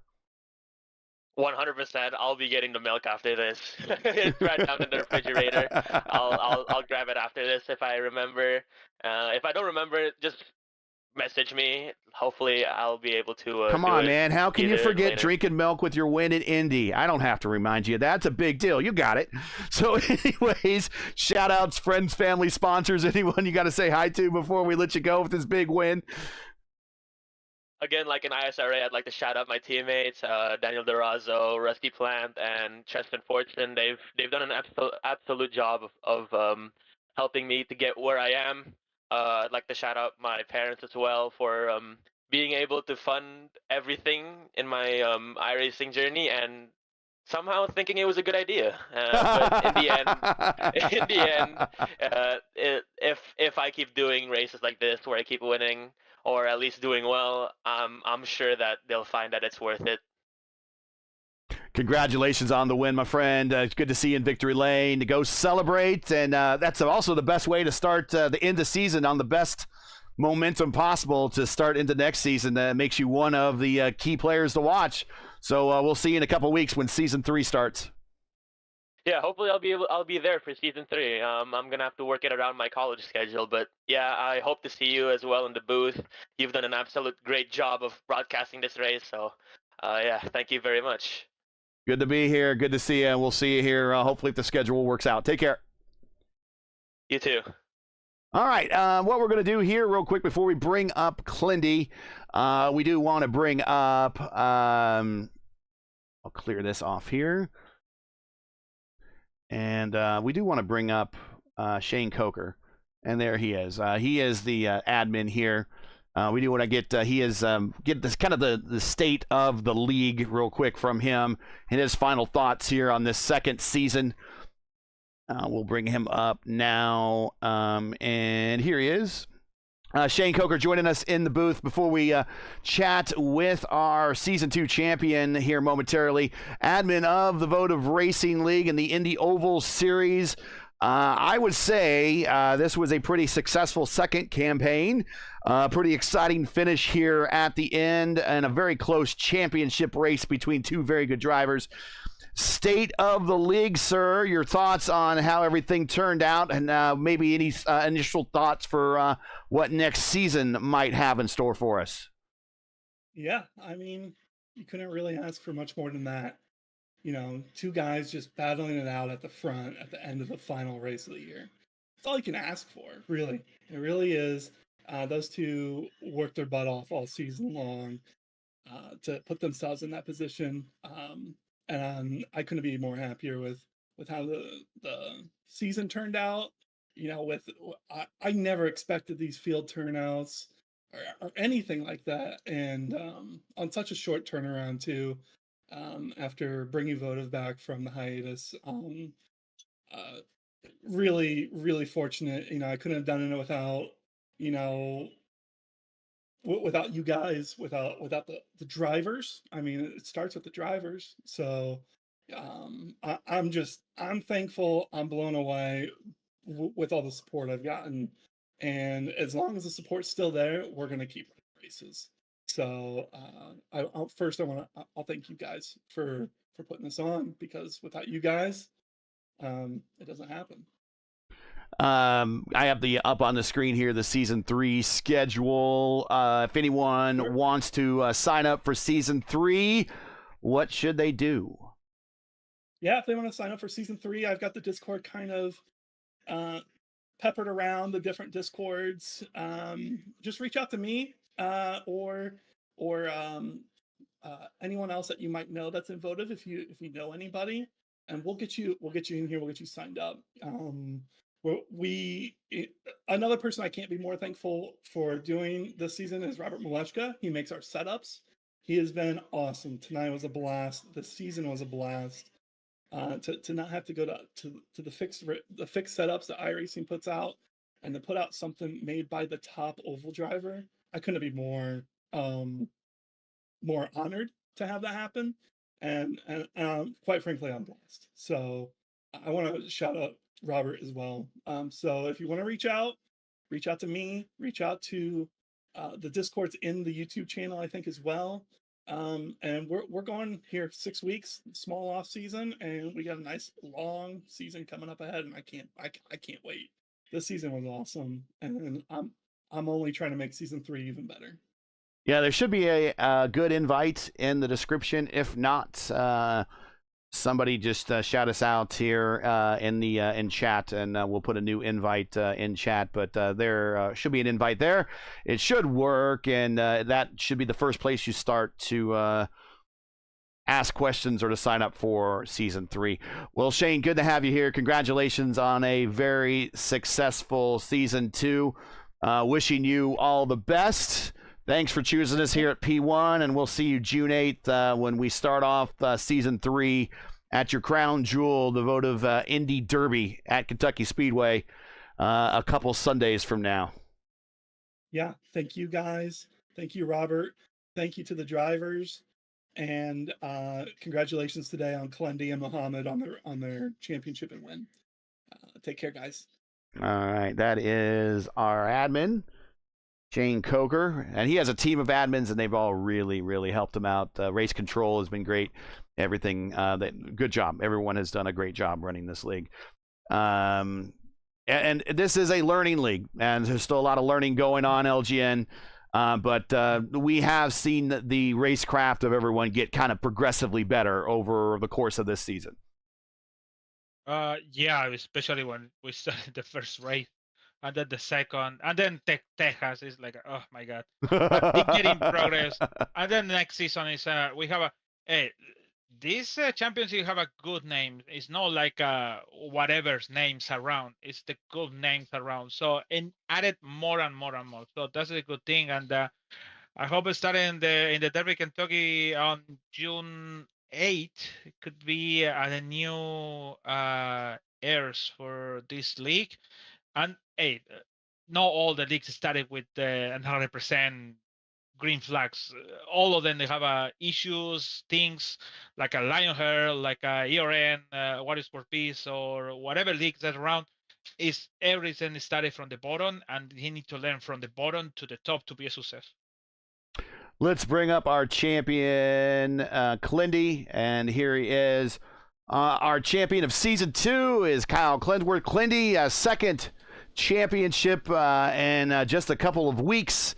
We're the reigning ISRA Open Wheel Series champion. Now the reigning Votive Indy Oval Series champion for season 2. 2 wins this season, and really that second win, believe it or not, is kind of looking like the difference of everything here. Getting that second win really was the key, and maybe that little extra top 5 was kind of the difference. But razor thin, only 4 points, man. You had to be sweating it at the whole race. First of all, before we get into the talking really about the race, not the best qualification run for you. Let's start off with first what happened there, and then let's get into the first pit stop where you gained a lot of track position when everyone decided to come to pit road on lap 15, which I kind of thought was odd, but you stayed out with a number of people and gained a bunch of track position. So let's start there, but let's talk about your race. Yeah, so qualifying, I had done a couple of practice runs, and when I came to do the race, I was actually about a 10th up on my best average from practice coming to lap 3. And so I really locked in, and I tried to squeeze everything out of the car, knowing that I was probably live to have a good shot at the pole, which I didn't really expect. And I just got a 0x between turns 3 and turn 4, which basically invalidates your entire run. Oof. So just pushed a little bit too hard, but you know, I knew that even if Edson won the pole, which luckily he did not, we would be totally even on points. And then from there on out, it's heads up who wins, right? You know, the strange thing about that in qualifying is that his teammate beat him for the pole. You would have thought that maybe team orders would have been in place saying, don't beat me. It could have been closer, but his teammate beat him. Yeah, Vitor did, and then Mason did as well, and I knew Mason was going to be very, very fast. He had helped me a little bit with the tools and the strategy around qualifying, and Mason is one of the best qualifiers on the service. So the fact that Vitor ran the same time to the 1,000th and beat him in the 100th thousandths or the 10,000ths of the lap time is insane. That they're both so consistent over 4 laps, 10 miles of racing. That's so cool. Well, it was really good for me. So yeah. Well, let's talk about the race then. You had a lot of. So you asked about that pit stop. Yeah. So you had a lot of. You started 27th, and you had a lot of ground you needed to make up, and there's only so much you could do at Indianapolis with dirty air, but you were doing it. And then lap 15 comes around, and we're, kind of shy of that 20 lap mark where normally kind of the first window opens for people wanting to come down pit road if you want to. And a whole bunch of people go, and I'm thinking, if I was somebody, I would stay out. And really, it seemed like a lot of the drivers that have been around a while, you and Teed, and then some of your teammates, and then Murphy, and then Stephen Lee, they all stayed out and gained track position at a pretty key time of the race. Yeah, and that's just because I knew that the 10 laps, we were 10 laps short of the window opening, and I didn't want to have to save 3 extra laps every stint. I knew we would be way too slow, and if there was ever a yellow, then you kind of put your hands in fate. So the strategy was to come every 25 laps, no matter what. And, we had a couple cautions that fell right at those 25 lap windows. It made them 27 or 28, and we had to throw in the towel and accept that, this is our stop this time. And when it fell on lap 15, I'm like, this is too early. I do not want to pit. I don't have to save. I don't want to be at the mercy of being at the back of the pack anymore. I want to be in the front and control this race and get my bonus point for leading a lap. So I made the call to stay out, and my teammates came with me. I don't know if it was the best thing for them to do, but it helped me out quite a bit. And then from there, basically, I had saved a bunch of fuel at the beginning of the race because I knew I was kind of buried, and I was able to go far enough so that way I was equal with the rest of the field. And then I think at the lap 44 yellow or whatever, I was basically right on the bumper of Edson. Like, I had been playing the Jaws music for 20 laps or so, picking them off one at a time, working my way through the pack, because on the first run, I was just saving fuel. And then on the second and third runs, I was working on getting myself in a position to win.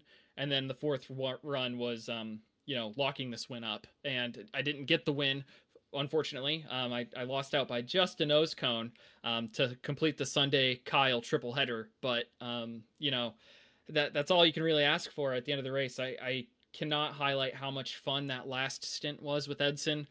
We were fused together, side pod to side pod, wheel to wheel, nose to tail for that whole stint. And I know I touched him, he touched me, I blocked him, he juked me. It was some of the most intense, most incredible racing I've had in my entire career. And it was for the championship of this Votive Racing League and for $100 extra. So shout outs to Edson for racing me hard and clean and putting on a great show for all you fans on P1 Broadcasting. I hope that was good enough for you to hit the thumbs up button, get us a like spike, and anyone in the chat who hasn't subscribed already. I know that this post I made on Reddit and on Facebook both got a lot of traction, so hopefully I put on a good show for everybody. I see a ton of my friends and family in the chat, and we'll get to you guys when we get to shout outs. So let's talk about racing with Logan there. You started working with Logan. Now, one of the benefits of racing in the officials that you race a lot in, whereas Edson does not, is that you get to know other drivers. Logan gets up there, Logan's quality. He races in the top split with you. LGN says, hey, Clinty's on the horn with Logan, and they want to start working together.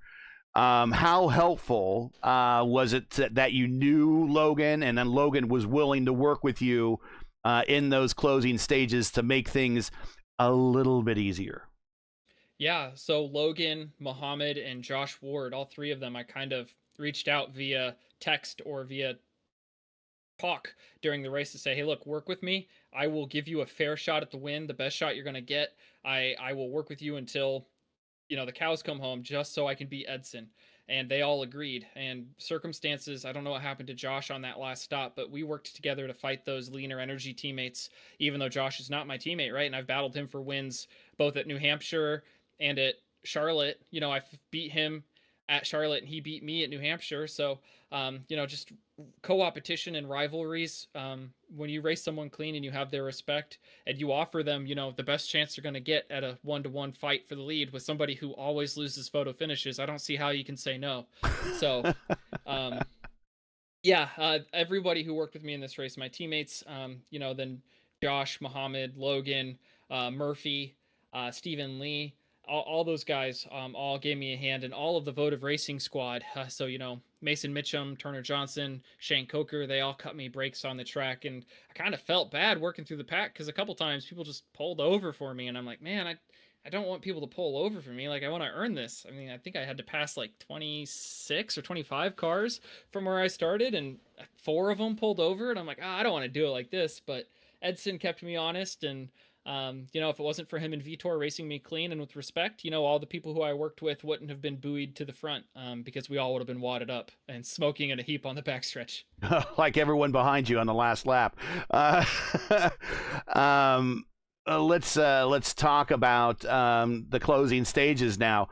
We were kind of surprised because we really weren't sure the situation of Muhammad.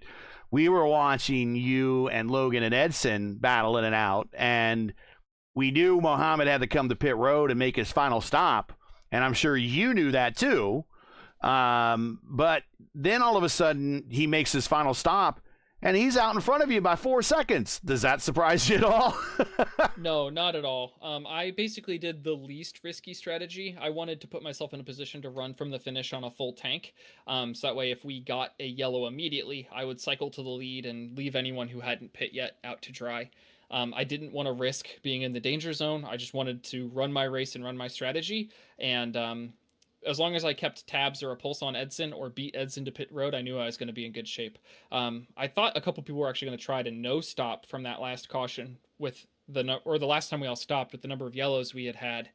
And Muhammad wasn't quite able to do that, but he was able to come in short fill and not take tires. I think he beat us out by 7 seconds. And then because Edson and I were battling wheel to wheel, he was able to drive away. We would have caught him if we were working together, but there's no universe where Edson and I was going to let Edson pass me under any circumstances tonight. So because I knew once I got around him, I knew he would never let me back by, because I knew defending on the bottom, if you did it optimally in clean air, you cannot be passed on the top.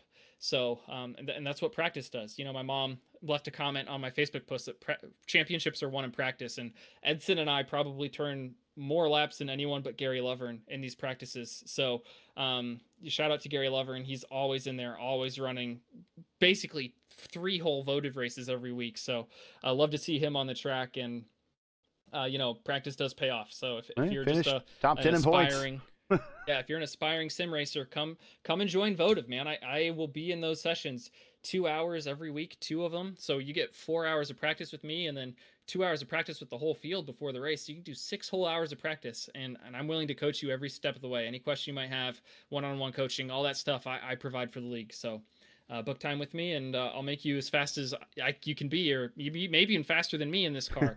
I'm not shy about sharing tips. I want this field to be as strong, as competitive as possible, because I love racing. I love racing hard, fast, and clean. And the better my quality of opponents are, the more earned my wins become. And it makes me feel proud to see all these people I've given nuggets of information, use them in the race. Like Brian Greenlee thanked me after this race for his 6th place finish. He said he wouldn't have done it without me. And that means the world to me, almost as much as like this championship and my own conduct on the racetrack. Being able to elevate others elevates me, and it's really wonderful. Let's talk about the final bit of the race. You do get a late restart, so late caution. You're like, oh, okay, we're going to get a run at this thing. But it also gives a shot for Edson to get a run at this thing. Logan joins you at the front. You get the restart. You start battling with Muhammad right away. And then Logan sneaks by Edson, and then you 3 at the front kind of start to pull away a little bit. There are moments where things got excited, where you got 3 wide, and at times you probably had to question where the location of your car was at moments hitting a turn. But you guys did okay. And then Logan kind of got the position and slammed the door on Edson. Is that the point you kind of realized that I have this now? But never mind if I get the win, although I want the win. This championship kind of belongs to me, knowing that Logan now has the buffer on Edson. Yeah, as soon as I saw Logan clear Edson coming to 2 to go, I'm like, okay, I can kind of put full wind in the sails and attack Muhammad and not worry about playing defense anymore, because I gave Edson the dirty air a couple of times and fed Logan the draft down the straightaways just to put myself in the best position possible. Because I knew points would be close, but I knew if I beat Edson straight up, I didn't think there was anything he could do to beat me. Like, even if he finished third and I finished second, I think we would have tied on points, but I would have the tiebreaker. So basically, the only scenario in which Edson would be the champion today is if he won, or if I crashed, right? Or didn't have a good result. But when we come to the white flag and I'm running second with no one on my side pods, I knew that I was in really good shape to fight Muhammad for the win. So I'm kind of tallying up the number of laps we've turned this. I want to ask you a question, at least your thoughts on something. So 134 at last one, and then did 100 today. So we turned, I think, unless I missed one, 1,168 laps this season. And the championship came down to basically lap 1,166. That's when the deciding moment of the championship was really decided, is kind of when Logan kind of got that position on Edson. It's hard to believe you do all this racing, and I want to get your thoughts on this. All this racing all season long over a period of 9 weeks, every Sunday night, but it takes to the 9th week with 2 laps to the end to finally seal the thing up. I mean, what's that say about your effort, Edson's effort, and the league as a whole? Well, it was really incredible. I basically had to run the table to be here. I haven't finished worse than second in more than a month in Votive. I finished second at Pocono to Ty. I finished second at New Hampshire to Josh. I won at Charlotte. I just can't. I finished second today, right? I could not let my foot off the gas because Edson had a pretty big lead 4 weeks ago, right? And I had to whittle away at it week by week. And I really think Loudon or New Hampshire was the race where it busted open for me, because I had a great day at Charlotte, but Edson had a good day too, right? I didn't really gain that many points, but I think I gained 16 or almost 20 points on Edson at New Hampshire. And if it wasn't for the effort I put in that day, and my teammates put in that day to put points between myself and between Edson, like, I would not have won the championship today finishing second. I would have had to beat Muhammad, right? And that would have changed Edson's strategy. It would have changed Muhammad's strategy. Like, Muhammad may not have worked with me because I wasn't going to be like, hey, look, I'm going to let you in a position to win, right? I'd have been like, I'm in a position where I need to win, right? Why would you work with me? I'm not going to help you out. I'm going to do what's best for me. So it just really, it's a whole season's worth of work. And if I had not messed up at Phoenix, it would have been a lot easier. And if I had not messed up at Texas, it would have been even easier. Mm-hmm. So I've got to stop being feast or famine, right? Because I give myself these Herculean tasks to try to, slay the Hydra all by myself, with my teammates' help. But, I dug that hole, and they brought some shovels, and they were willing to get to work with me and pile it on and keep pumping and, get that dirt in the hole and fill it all up. So keep chopping wood. But last time I said that, Andrew Wood didn't like that. So, well, congratulations, man. Now, a one-time Votive champion, but now a 2-time community league champion with the ISRA now, and Votive, and you can kind of act like one of those wrestlers that has 2 belts now at the same time.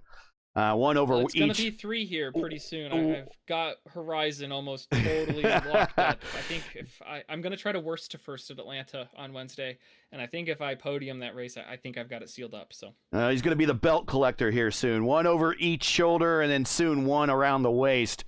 But congratulations, and now we give you the chance to shout out anybody and everybody that have gotten you here. Anybody you want to say hi to, friends, family, sponsors. Take all the time you need. But now you are a 2-time champion here in the community, 1 in ISRA, 1 here now in Votive, and on the cusp of another in Horizon. Go right ahead.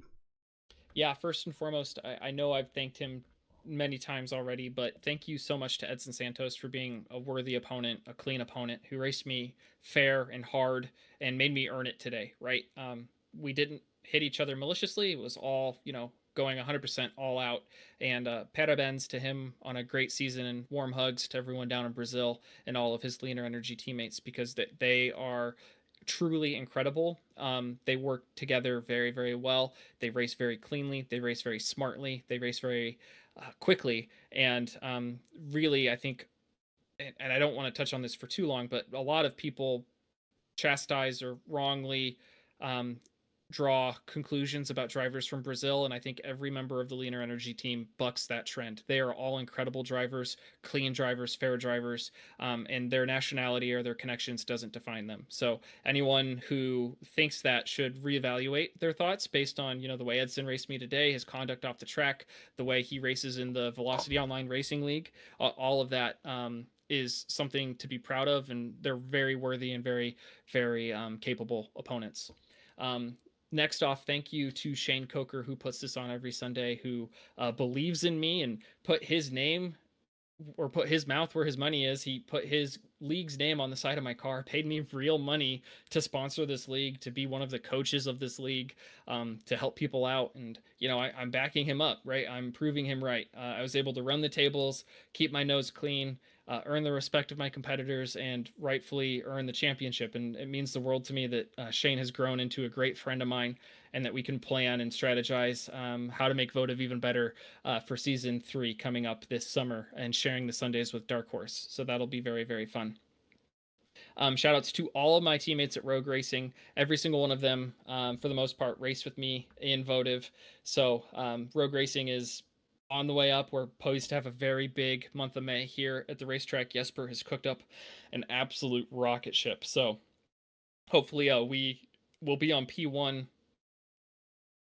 Broadcasting, P1 Broadcasting's Indy 500 top splits if we can build an equally fast Q set, and then we'll make a lot of noise in the race. Thanks to all of my friends and family in the chat. I see my mom, I see my dad, I see my cousin Craig, who runs Segerman Farms. Shout out to them in Mononk, Illinois. They grow the best corn on the planet, and I know Indiana is also corn country, but if you drive about 4.5 hours west of where we are at the Speedway right now, you'd be in Mononk, Illinois. And that's where Segerman Farms is. And if you need any septic machinery delivered to you in the lower 48, Craig can also do that, and he can also grow you some corn or beans.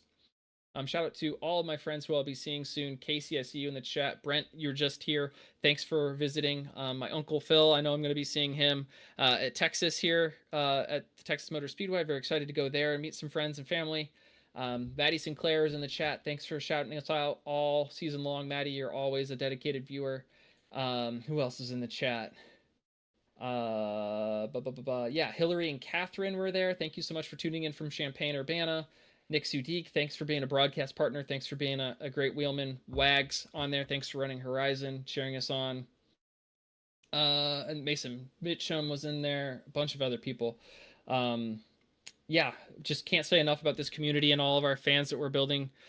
Can't say enough about my teammates, about this league. And then, can I talk about our new sponsor, Gary, or is that not something I should do yet? You could briefly mention them real quick, but you don't have to get into it very much. Sure. Yeah, we've got a new sponsor at Rogue Racing. It's Techtopia Systems. They make PCs in Central Indiana. Go ahead and look them up on Facebook. They do PC repair and they make systems. So if you need a new computer, look them up. Techtopia. Yep. It's TECH-TOPIA. And then beyond that, you know, just the broadcasts you guys put on, it's always a joy to go back and watch these. And this one will be very sweet to watch for months. I bet it will. I bet it will. Yeah, that's for sure. Well, congratulations. Good to call your second championship here on the channel. We know that you got a big month of May ahead of you. That's kind of what's next for a lot of these drivers is we're only about 15 days or so away from kind of really kicking off May in earnest. And this is a good way to do it here with a solid P2, a near win, but clinching the championship here at Indianapolis. Congratulations. We'll see you in a couple weeks here in Votive again, but we will see you again more than likely tomorrow when you and Murph bring the Open Series action. Call that from Phillip Island. And then later on Monday night, you'll be probably joining us in the lineup at Milwaukee for the ISRA and their Sim Gaming Expo Open Wheel Series.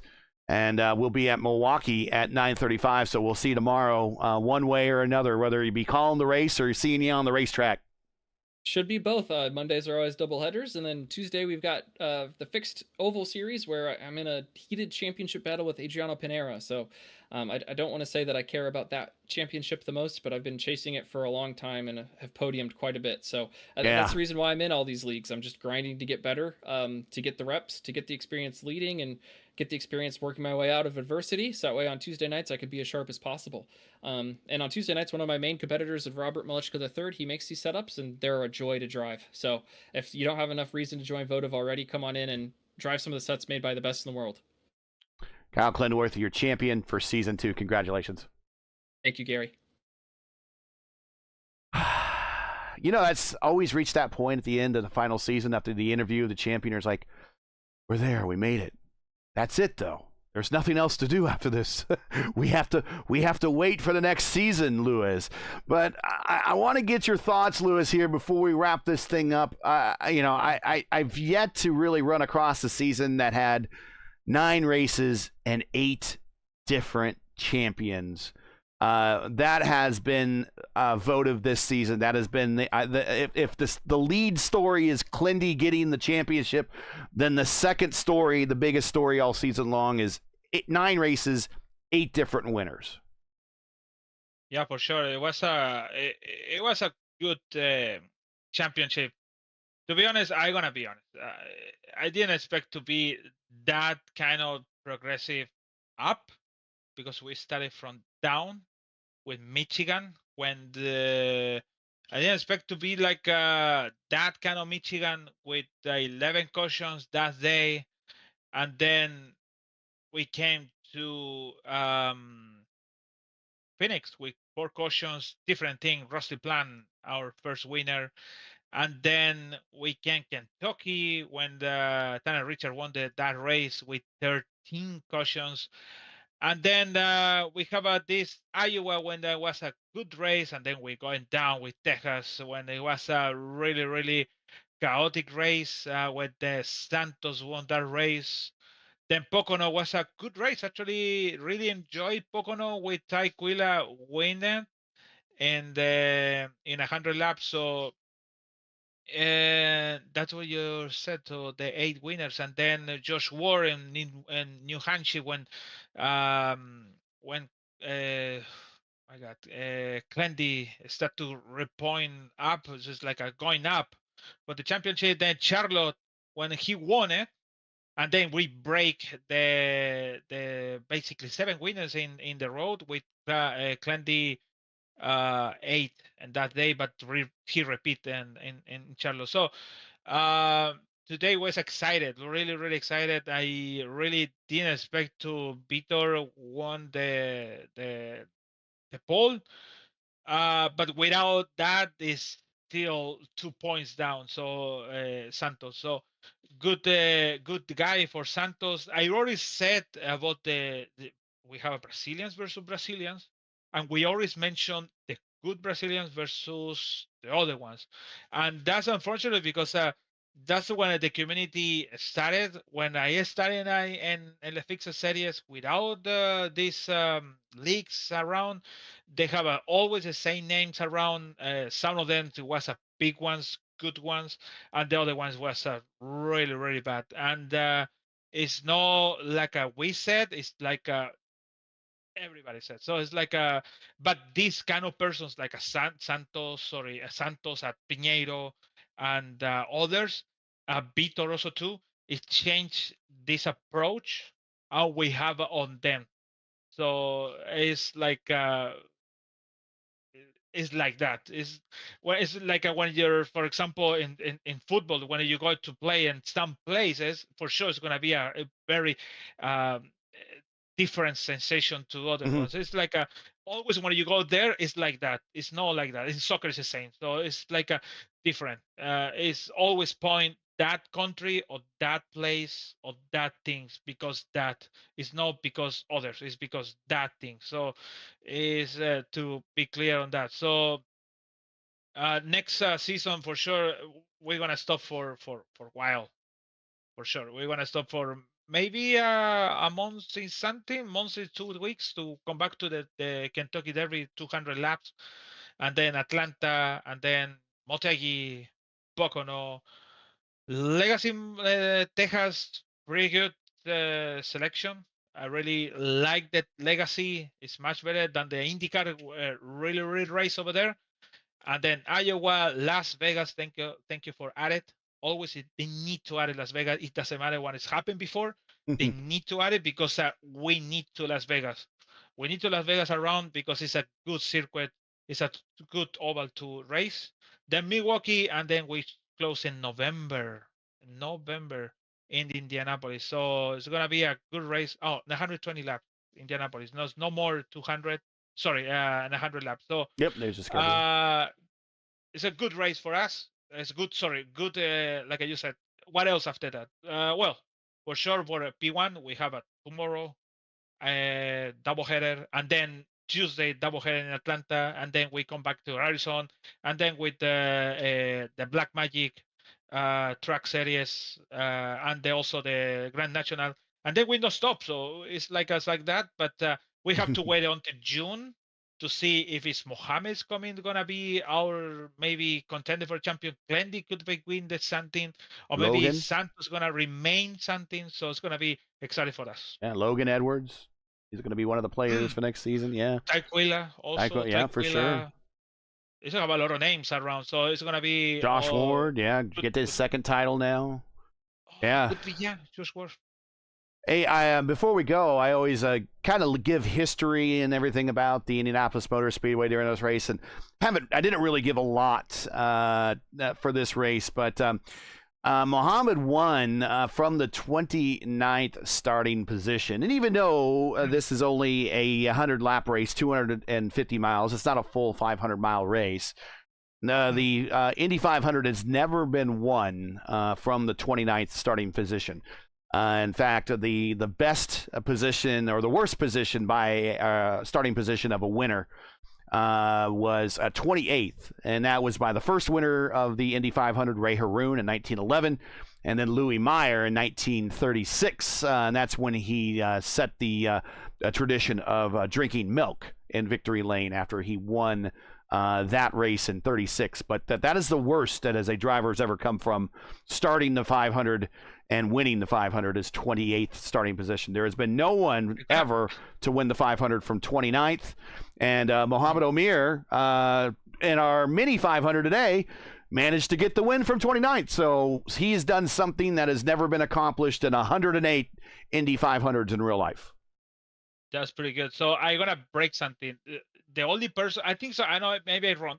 The only person to break the milk was Fittipaldi with the champagne. I know.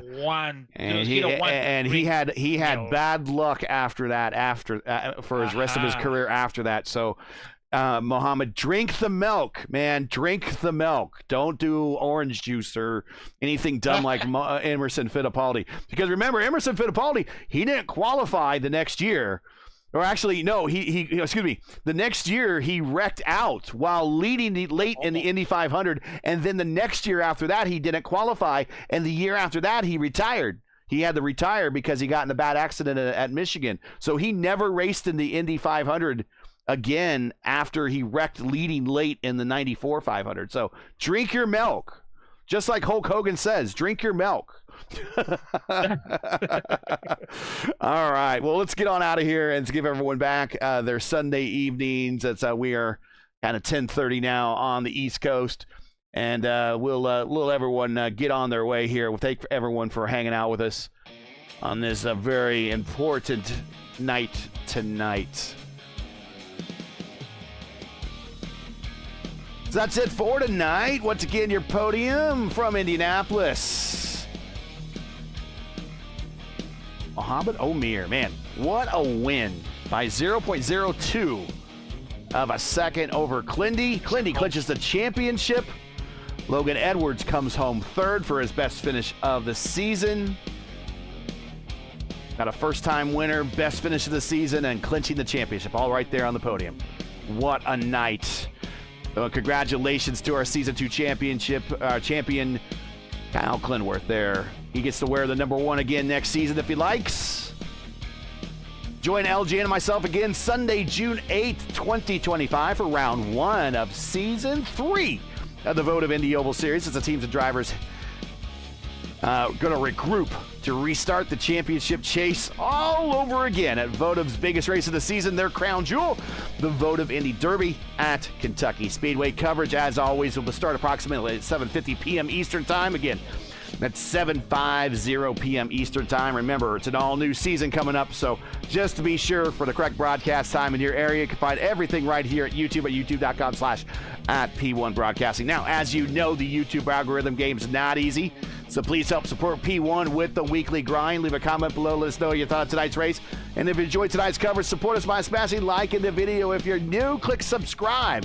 And while you're at it, hit the bell for weekly reminders so don't miss out on more of P1's other iRacing programming, including tomorrow night, our Monday night INDYCAR doubleheader, including the iRacing Indy Open Series Monday Night Top Split and the Sim Gaming Expo ISRA Open Wheel Series. Coverage starts at 8 p.m. Eastern Time. Don't miss a full night of INDYCAR action right here on P1. Track cams for this race are provided by Whiplash Sim Cams to get the most out of your iRacing experience with Whiplash Sim Cams. To learn more about Whiplash, like them on Facebook or follow them on X and Instagram. Links are in the description. For business inquiries to learn more about P1 and what we do, like us on Facebook, follow us on X and Instagram. You can follow all of our social links on Linktree. They're all in the description. So for LGN, everyone here at Votive and P1, and a special hi to my daughter who checked in chat again, I am Gary Gatto saying to all, happy Sunday, and thanks for watching, and all of our men and women serving in the military and as first responders. Godspeed, God bless, and come home safe. Once again, congratulations to Kyle Clinworth becoming our Season 2 champion. Catch us again right here June 8th in Kentucky for the next race of the Votive Indy Oval Series. We'll see ya.